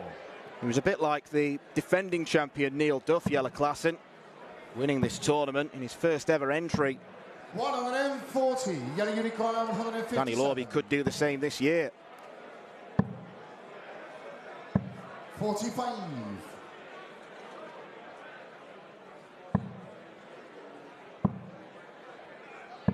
60.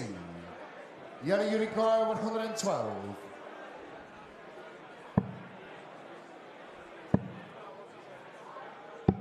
88.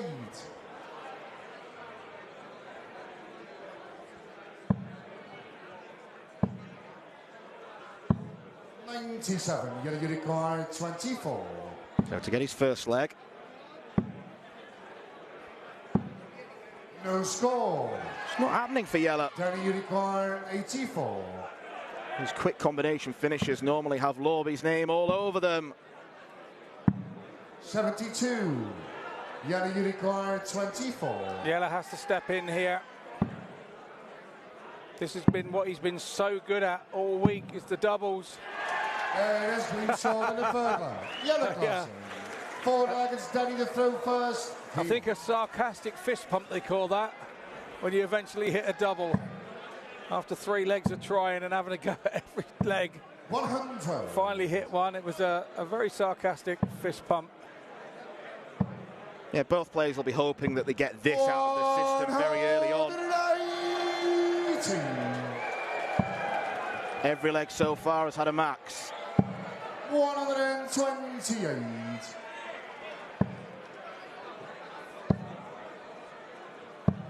96. I think if you were to back one of the remaining players in the field to hit a 9 darter, you wouldn't go far wrong by putting your money on one of these guys. No, you're probably not wrong.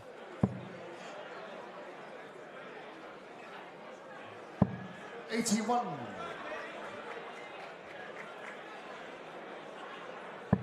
The Lobsters look like they've lost all their energy from earlier in the evening.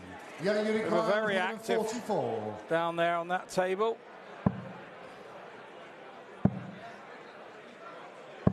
95. Denny Unicorn 125. Treble 20. 65. Yellow Unicorn 49. The first part of the equation right. Yellow's going 9 top. This came short in the forward line. And that's much better. Fifth flag is yellow. And a set that Danny Lorby was in control of against the darts. Now has swung the way of the Dutchman. 96.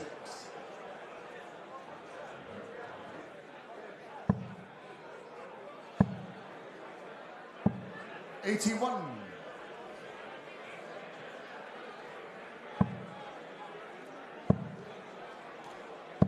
134.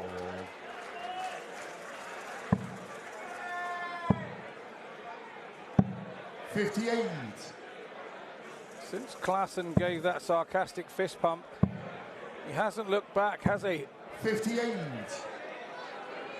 Something big here from Lorby is needed.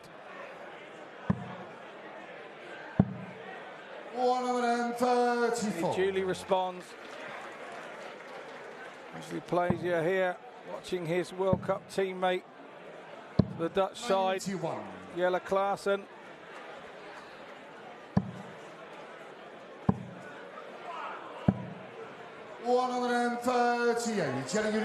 Trims the 18 off to leave himself in 90. But Yellow wants the bullseye for set number 1. And that is a spectacular way to win it. Second set, first leg. Nothing sarcastic about that fist pump.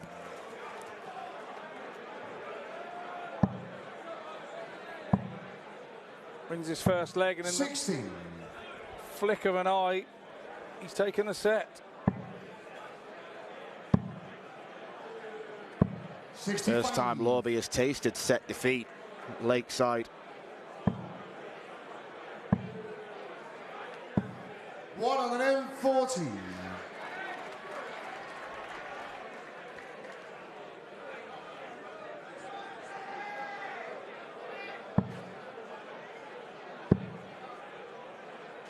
60.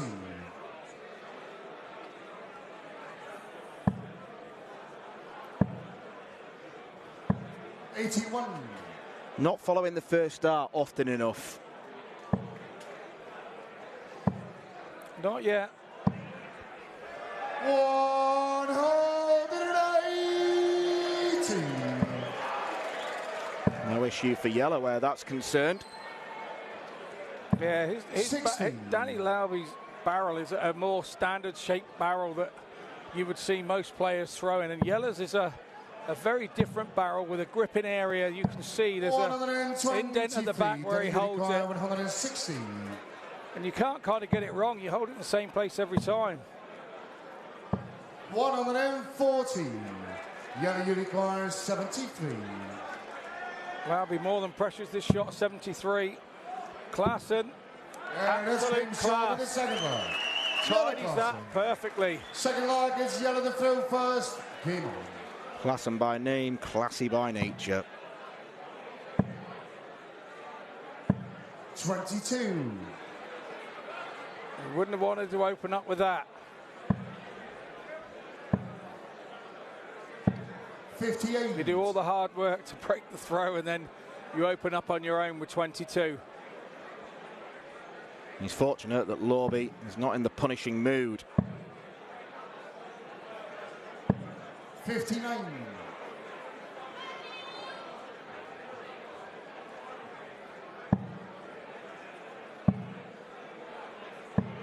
58. 140.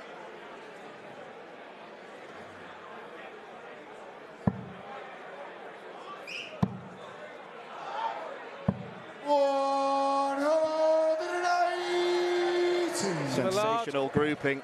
The large crowd going mad here at Lakeside. It's sensational grouping. 92. All on a pinhead.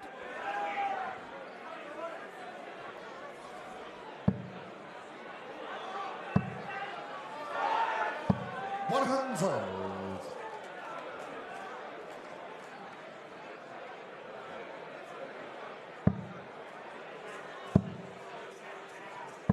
$98. Yellow you require 140. Double 10. 120. Almost another sensational shot from Klassen there. 65. Yellow you require 20.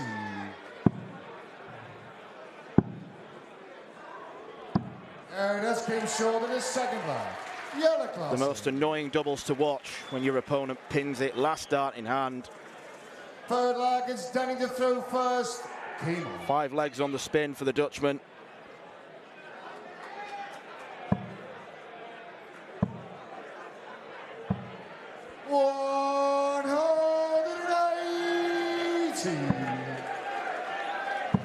He responds with a 180 of his own. 100. 7 180s in 8 legs. Keep it up, lads. Absolutely, we're absolutely loving this.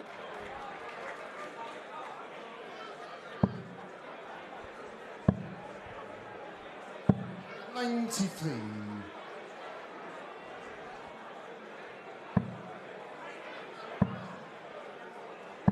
100.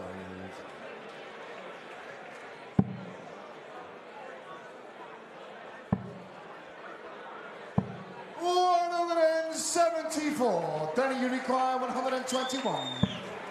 174 call from Marco Meyer. 57. Yellow, you require 134. Now, is he going to take this the same? Well, he's not going to get a chance. 58. Danny, you require 64. 64 then from Lauby to stop the rot. Big 16. Don't think he's hit it. 32. Yellow, you require 76. 2 minute starts at the big single. 76. Klassen's been clearing these up for fun. 56. Not to be this time. 32.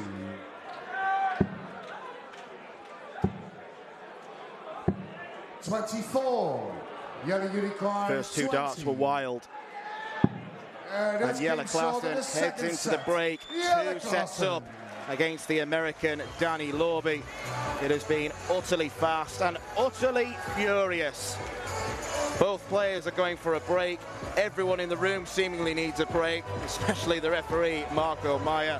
But Lorby has got work to do if he is to advance into his first ever World Championship semi-final. Yellow Klassen leads 2-0.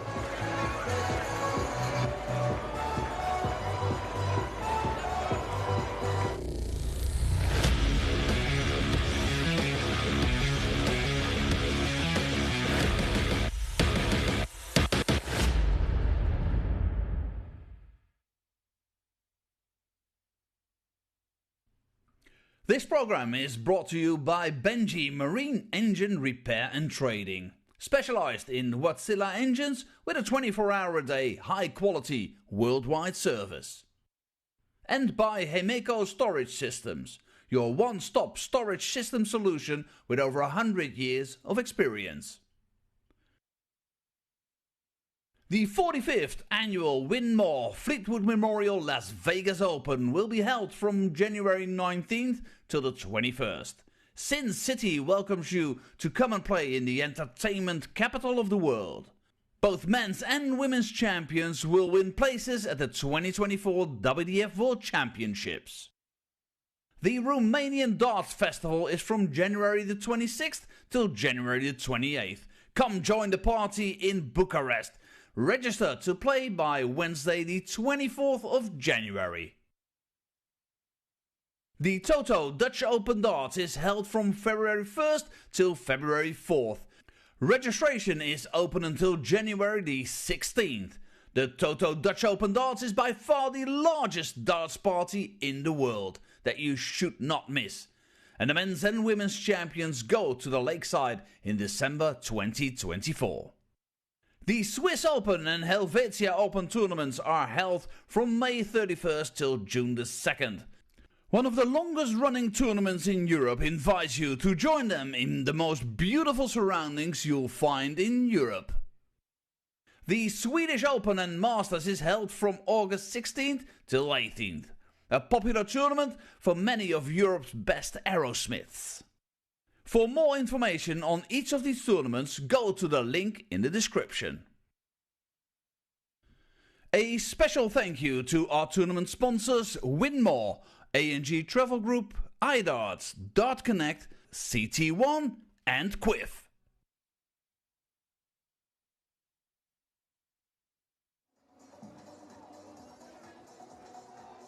Welcome back to a high-energy, high-speed match that everyone here was excited about. You can see the crowd behind me getting very raucous, very excited. Two of the fastest men's players in the field facing off against each other. And this match is really living up to expectations so far, isn't it? In terms of the speed, the ability, and Jelle Klaasen running away with it. Well, yeah, he is, but he started and missed a couple of doubles, early doors, and that let Danny Lauby in. So all of a sudden, Danny was 2-0 up in the first set, and he couldn't quite believe his eyes, I don't think. And then, obviously, Jelle then reeled 3 off on the trot to take the set, and then reeled another 2 off to go 2-0 up in set 2. Lauby sort of was a bit like a rabbit in the headlights then. He didn't know which way he'd gone. Jelle had upped his scoring and upped his percentage on the double. And then he goes and takes the second set. Lauby really needed that break when it was there. He would have been out there with his management. They've had a little word with him as well. And will we see him come back and be a different Danny? How can Danny stop the steam train that is Jelle Klaasen tonight? He's just got to find his range on the scoring. You can outscore Jelle, or you can put him under pressure, but you've got to score. You can't be doing 140, 45. It has to be consistent. Ton, 140, 140, 140, ton. You have to make Jelle think so that then he thinks about him scoring. And not just 140s, but the number of 180s we've already seen tonight in these 2 sets. 7 180s in 8 legs. Just impressive throwing at the speed in which they do it. Absolutely, and when they hit 180s, they're on a pinhead. You know, they're rat-tat-tat players, and when they get that first start right, the next 2 just follows. It makes it scintillating to watch. Amazing for the crowd to watch. They're well lubricated. They want to see some more of this. We better let them get on with it. Indeed. Well, can Danny Lauby make a comeback, or will this match be over as quick as it started? Let's get down and find out. Well, for the viewers' sake, I hope this match goes on as long as possible, because it's absolutely brilliant. One of those where the averages don't particularly matter. It's 87 for Jelle, 82 for Lauby. But the speed of play just makes it seem an awful lot higher than that. But Lauby has not had to do this in the tournament so far. He's won the first set and has subsequently gone on to run away with games. He now has to find a comeback. He has to dig in and show resilience. The mental side of the game has got to match the undoubted ability. Third set, first leg. It's just unfortunate that he's run into a Dutch Open winner, a World Championship winner, a Premier League participant, probably the most decorated player in the field, even though he started as the number 3 seed. 100. Danny Lauby, champion of many events in the United States, is in a spot of bother, and particularly if Jelle continues to hold his throw and subsequently get a 3-set lead. Yeah, I think what Danny's got to remember is it's only half time. We're only 2 sets in of a possible 7, but he's going to have to find that scoring range is what he needs to do. 44. Because as I said there to Joe in the punditry, the only way you stop a big scorer is big scoring yourself and make him think.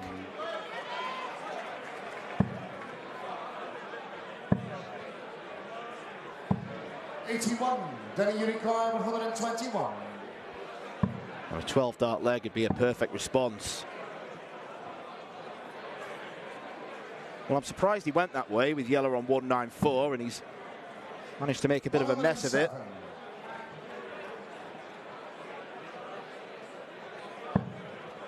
Curious decision making. I think we call that a miscount in the... You require 14. Yeah, he's realised. Yeah, absolutely. But he was good on these sorts of things yesterday. 10 for double two. And it's been short in the first leg. Very long. Good ball management. Second leg is ready to throw first. What are we talking about?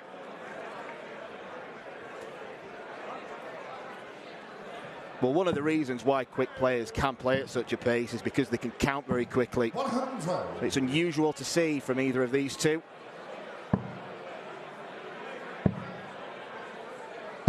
58.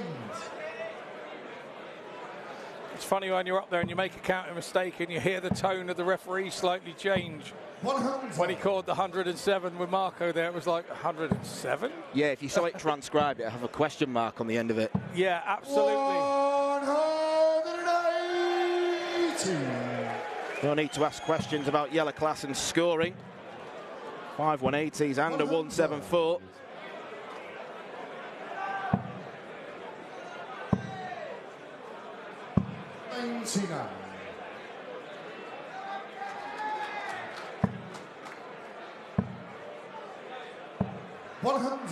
Jelle require 164.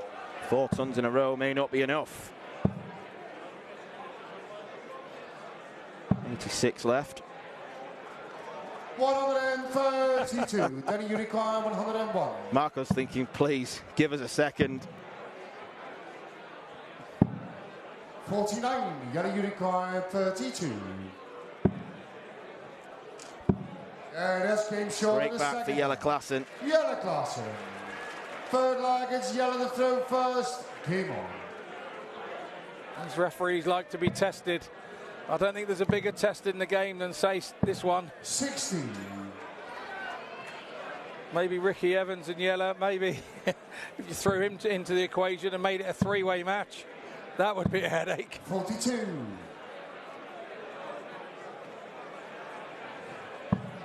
Your county teammate Tommy Morris would be tricky as well, wouldn't he? Yeah. 40. He's pretty rapid.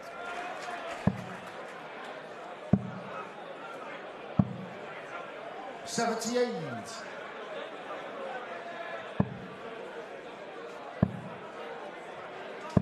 $96. Can I ever tell you he's just had his hair tattooed at the back? That's another story, but we'll wait for that another day. 60. Yeah, I don't think we've got time for that story in this game. No, we haven't. Not in this game. We'll leave it. 83.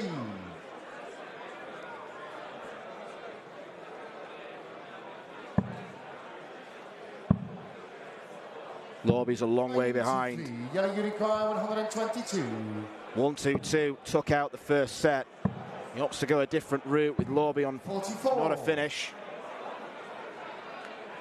And it's not the best setup. 180 here, and Jelle is under pressure. 140. Jelle requires 78.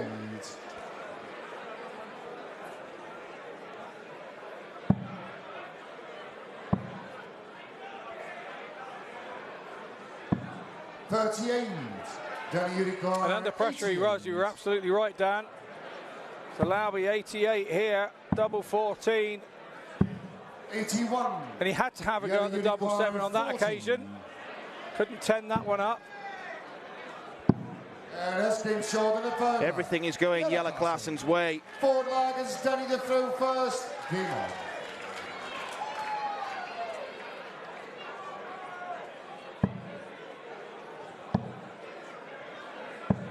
$60.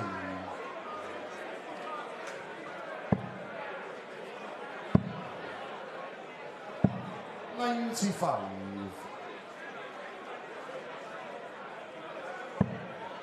Danny Lorby found a break at the beginning of this set. 92. He did not build upon it. No, he didn't.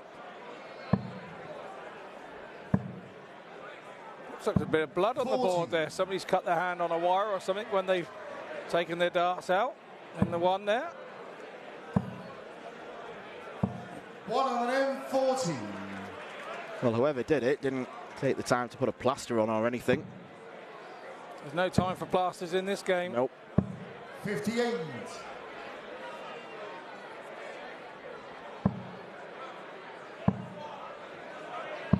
$139.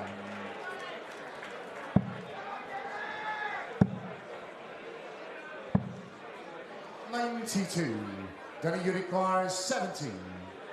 Treble 10, 20, and tops. 13. Time on his side in this one. Yellow back on 2-1-6. What could he score to challenge? 56. Then you require 40. Not very much.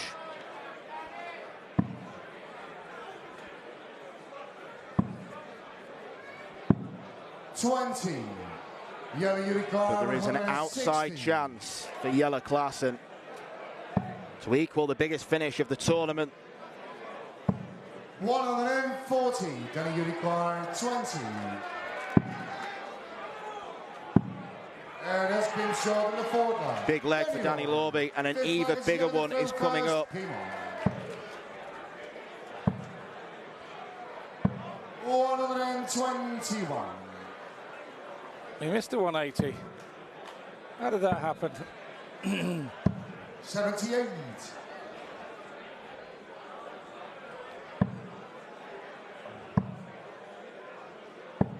28.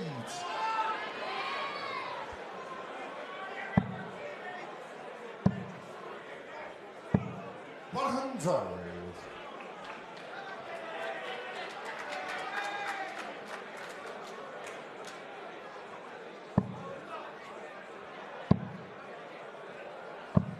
58.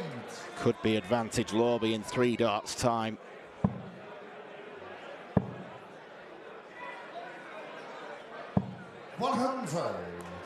Still not really following the first dart. He's struggling with the weight of them. A lot of them going into the skinny bit of the 20. But to his advantage, so has Jelle dropped off here in this leg. 140. That one was well followed. 58. Then you require 83.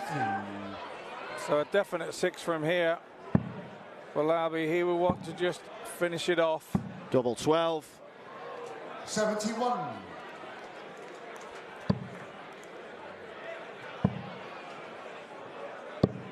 130. Then you require 12.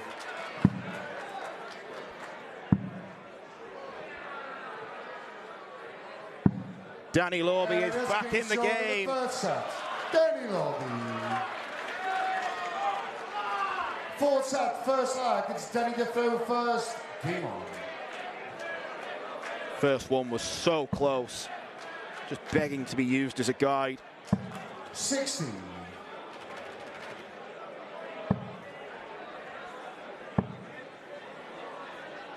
135.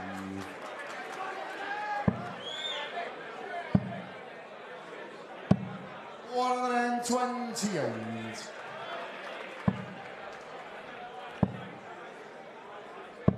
97.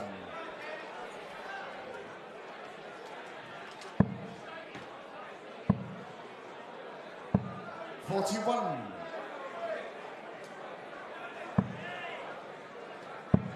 Mixed bag from the American. 59. Indeed, and once again, lucky Klaassen didn't do more damage there on his throw. Should look at the bull. Has to look at the ball. 130.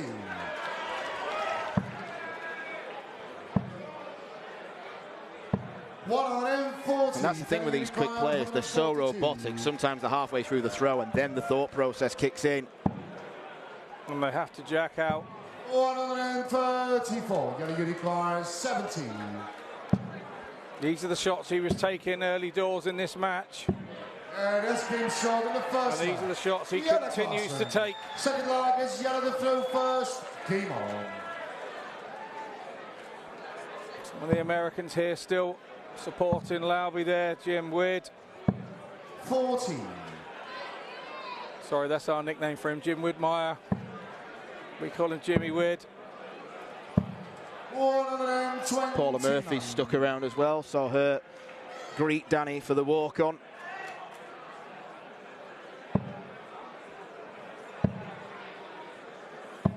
$134.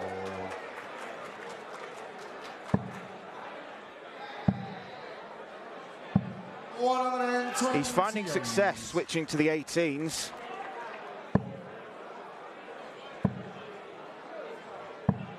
$121. And it's good when players have got these alternative routes of attack.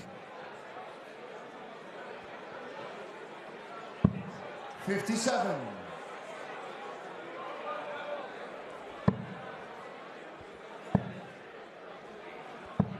$100.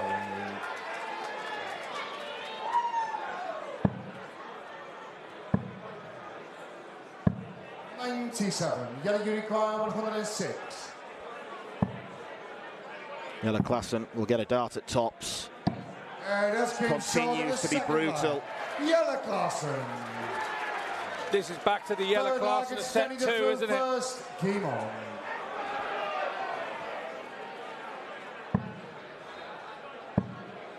It's back to the Yellow Klassen set 2. I'll give myself a go at a double, and I'm going to hit it. 96.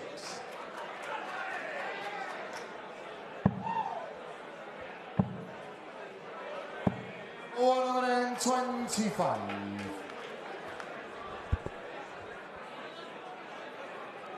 You cannot take your eyes off this. No, you cannot. 99. You can barely afford to blink. 93. Potentially, we're only one leg away from the next break. 83. When you feel it's Lorby in desperate need of it.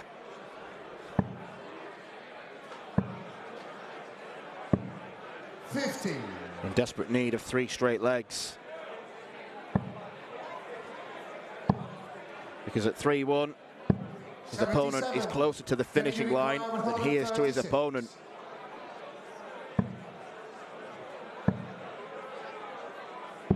$96. Yellow you require 146. Chooses to stay for double 13. 133. Yellow you require 14. And that's been short in the third leg. Danny Lorby. Forward leg is yellow to throw first. To date, that's Danny Lorby's only dart at double in this set. 42.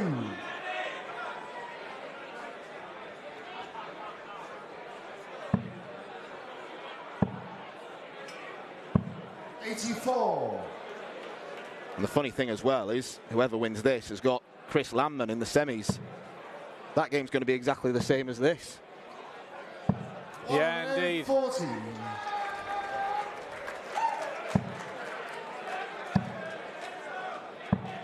$100.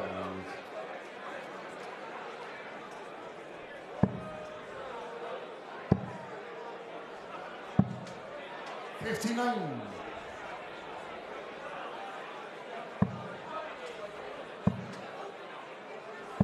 $60.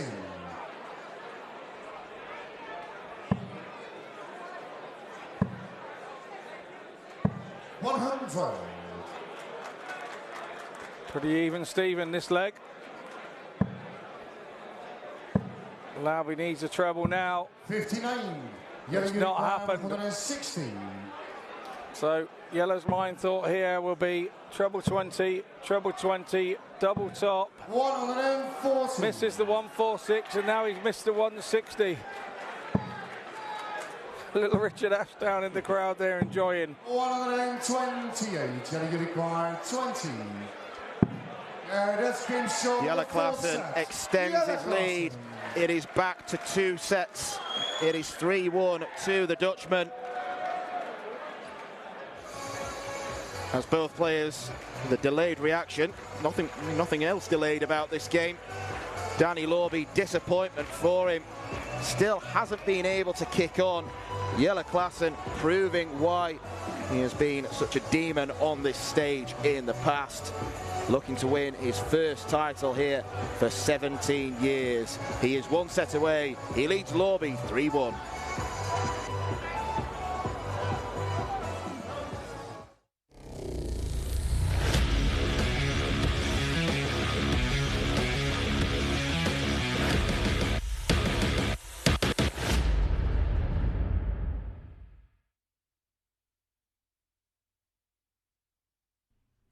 This program is brought to you by Benji Marine Engine Repair and Trading, specialized in Wärtsilä engines with a 24-hour-a-day, high-quality, worldwide service. And by Hemeco Storage Systems, your one-stop storage system solution with over 100 years of experience. The 45th annual Winmau Fleetwood Memorial Las Vegas Open will be held from January 19th till the 21st. Sin City welcomes you to come and play in the entertainment capital of the world. Both men's and women's champions will win places at the 2024 WDF World Championships. The Romanian Darts Festival is from January the 26th till January the 28th. Come join the party in Bucharest. Register to play by Wednesday the 24th of January. The Toto Dutch Open Darts is held from February 1st till February 4th. Registration is open until January the 16th. The Toto Dutch Open Darts is by far the largest darts party in the world that you should not miss. And the men's and women's champions go to the Lakeside in December 2024. The Swiss Open and Helvetia Open tournaments are held from May 31st till June the 2nd. One of the longest running tournaments in Europe invites you to join them in the most beautiful surroundings you'll find in Europe. The Swedish Open and Masters is held from August 16th till 18th. A popular tournament for many of Europe's best aerosmiths. For more information on each of these tournaments, go to the link in the description. A special thank you to our tournament sponsors Winmau, A&G Travel Group, iDarts, Dart Connect, CT1 and Quiff.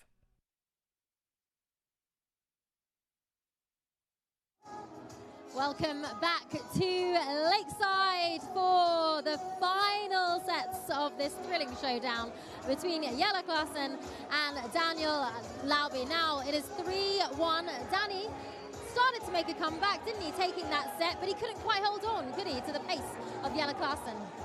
Yeah, set 3 was Jelle's throw, and he was 2-1 up and made a few mistakes, let Danny in and get back to 2-2. Jelle then had a mare of a leg on his own throw to hold the set, and Danny took advantage of that. So he went, obviously, 2-1 sets to the good. We then go back onto Danny's throw, and Jelle's took off like a train again and found his scoring boots, and now Danny's in problems at 3 sets to 1 down. And it does look as though Jelle might have his way tonight, might be making that semi-final and be on course for a shot to take the second World Championships of his career. But what do you think Danny can do to try to turn things around with the little time he has left? Well, he's got a tough time now because Jelle has to throw in this set when they come straight back out.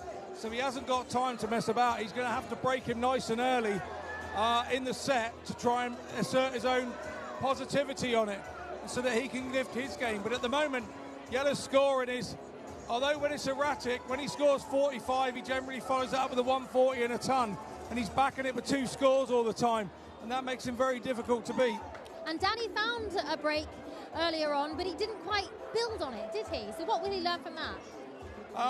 He'll learn that he needs to score quicker, and he needs to hit a few more doubles when there's chances available, because he has had chances, to be fair, and he's not quite taken them. So it's one of those games, though. It's always tough and easy to say when we're stood here watching, but when you're up there and you're playing, it's a different story.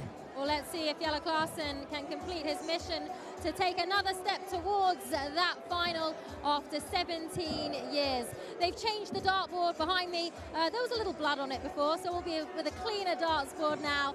Let's take you down to the match. It's 3 sets to 1. Jelle Klaassen against Danny Lauby. Thank you, Joe. final session of the quarterfinals today. It has been a wonderful day of darts. One of these players is going to be left disappointed by the end of play, and it's looking increasingly like that man will be Danny Lorby. He's got to do what he did against Jarno Bottenberg and Leonard Gates, win 3 unanswered sets. But Jelle Klaassen has shown true class and grit throughout this contest. Lorby has got to find an extra gear. He hasn't given himself enough opportunities in the last few sets. And Jelle Klaassen is a man on a mission, a man who wants to get the job done, judging by the opening salvo of 140. Odds are stacked against the American now. Could be World Championship heartbreak for Danny Lorby, who was richly entertained, but unless he wins 3 straight sets, he's going to come up short. Yeah, it's a tall order, but I think he's got to come out and break the Klaassen throw here. And then hold his throw. 140. It's always difficult when Klaassen is still pounding that treble 20. He's been nice and straight most of the evening tonight. 140. Sometimes you just have to dig in there, and when you get a chance, you have to try and break their heart. 60. And Danny's had a few chances of that, and it hasn't gone his way. 122. Yellow unicorn 80. Tops. 60. Danny unicorn 85. Hindrance that second dart for tops, and he had to move over. Danny now just in the wrong treble bed there. He's in the right one now. 65. Yellow unicorn 20. You're just asking a lot more of yourself when you only leave 1 dart in hand at things. And that's came short in the first line. Jelle Klaassen. Good start for Jelle Klaassen. Absolutely. Came on. Now we had a chance there to break throw, but it was only 1 dart. You've got to keep restricting your opponent to that on your throw. 40. You don't really want him to have a dart at all.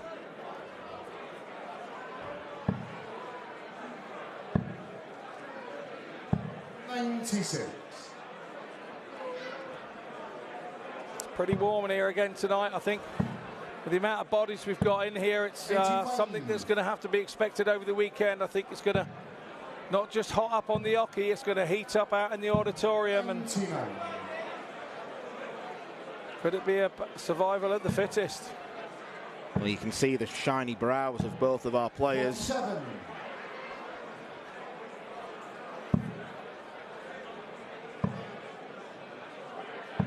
$139. Excellent visit again from Klaassen. Even the 167, and this is on the Lauby throw as well. Yellow unicorn 167. Is he going to go for it? 142. Yellow, you big tease. Silly question, Dan, silly question. 180. Yellow unicorn 25. Yeah, that's came short. The 180 came too late. Jelle Klaassen. Third leg, it's Lorby looks dejected. Game on. And to be fair, I think if you wanted to tell the tale of this game, and you had to write it in a book, I would say that Danny Lorby hasn't done a lot wrong here. It's more like Jelle Klaassen has done an awful lot right. Yeah, if Lorby does critique his own performance, I think he'll probably look at the missed big numbers that have come on too many occasions, and the fact that the first start hasn't been followed often enough. Started very well on the scoring. 140. But that seems to have evaporated, disappeared, dwindled. 60. Your unicorn 85. 85 points away. Jelle Klaassen with a brutal demolition job of Danny Lorby. He completes the semi-final lineup where it will be double Dutch, he versus Chris Landman. true class from Jelle. The 2006 world champion here at Lakeside has put in another fine display. It doesn't look like anyone is there to stop him. Maybe Chris Landman can. Lorby will feel like he stepped on a landmine in that contest against the Cobra, who pounced up and bit his opponent. That brings to an end another fabulous day of action here at the Lakeside. But come back tomorrow afternoon for more, including the boys' semi-finals. We have got our semi-final lineup for both the men's and the women's tournament. We will see you tomorrow at the later time of 2 o'clock.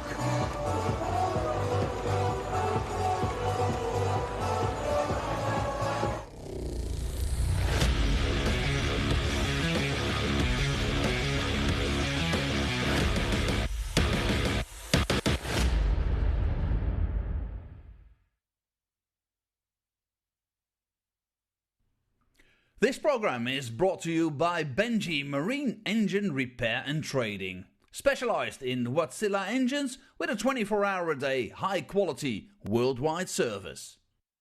And by Hemeco Storage Systems, your one-stop storage system solution with over 100 years of experience. The 45th annual Winmau Fleetwood Memorial Las Vegas Open will be held from January 19th till the 21st. Sin City welcomes you to come and play in the entertainment capital of the world. Both men's and women's champions will win places at the 2024 WDF World Championships. The Romanian Darts Festival is from January the 26th till January the 28th. Come join the party in Bucharest. Register to play by Wednesday the 24th of January. The Toto Dutch Open Darts is held from February 1st till February 4th. Registration is open until January the 16th. The Toto Dutch Open Darts is by far the largest darts party in the world that you should not miss. And the men's and women's champions go to the Lakeside in December 2024. The Swiss Open and Helvetia Open tournaments are held from May 31st till June the 2nd.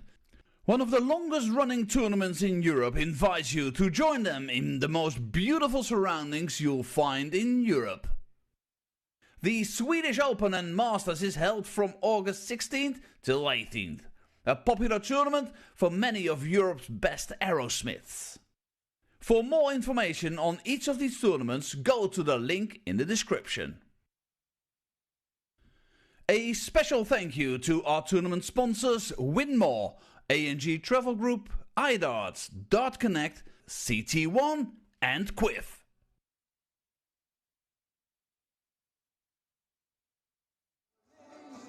Welcome back to Lakeside as we wrap up our final of the quarter-finals day here at the 2023 WDF World Championships. And it was indeed a classy finish from Klaassen. Jelle Klaassen did run away with it, even with a 180 in that final leg. Stunning performance from Jelle. How impressed were you with him? Yeah, we said at the last break that Danny's problem was he had to come out and take Jelle Klaassen on his throw. He'd been so strong on his throw tonight, Jelle, and he continued to do so and ran out winner there 4-1. There wasn't too much that Danny did wrong, really, was there? It was just more Jelle was just too good on the night. Yeah, I said in commentary, yeah, you could be hypercritical, Danny can, about his performance, but I don't think it's what about Danny did wrong. It's about how much Jelle got right. And he got an awful lot right tonight and looked super comfortable again on that Lakeside stage. And that's the worry for the rest of the competitors left in it. Indeed. Are you starting to believe that perhaps he has what it takes to go all the way for the second time? It's not me that's got to believe it. It's Jelle that's got to believe it. Okay. Well, tomorrow we have a thrilling day of semi-final action. It is of course, day 8 of 9 of these 2023 WDF World Championships. Let's take a look at the women's draw for those semi-finals. Up tomorrow, it is Bo Greaves taking on Rhian O'Sullivan. And also on the women's semi-finals, Eileen de Graaf against the 4-time world champion Lisa Ashton. And that does potentially set up a final with, as expected, Bo Greaves against Eileen de Graaf, a final expected by many. On the men's side, in those semi-finals tomorrow, Andy Bartons takes on Dennis Nilsson, with Chris Landman now taking off the fast finisher, Jelle Klaassen. We've also got the boys' semi-finals tomorrow. Those semi-finals will be Mats Theobald against Bradley van der Velden and Andras Forbeli against Adam D. So an exciting day of action tomorrow. Semi-finals here in Lakeside, day 8 of 9 of the WDF 2023 World Championships. From myself, Joanne Keir, Scott Mitchell and the rest of the team, good night and we'll see you tomorrow.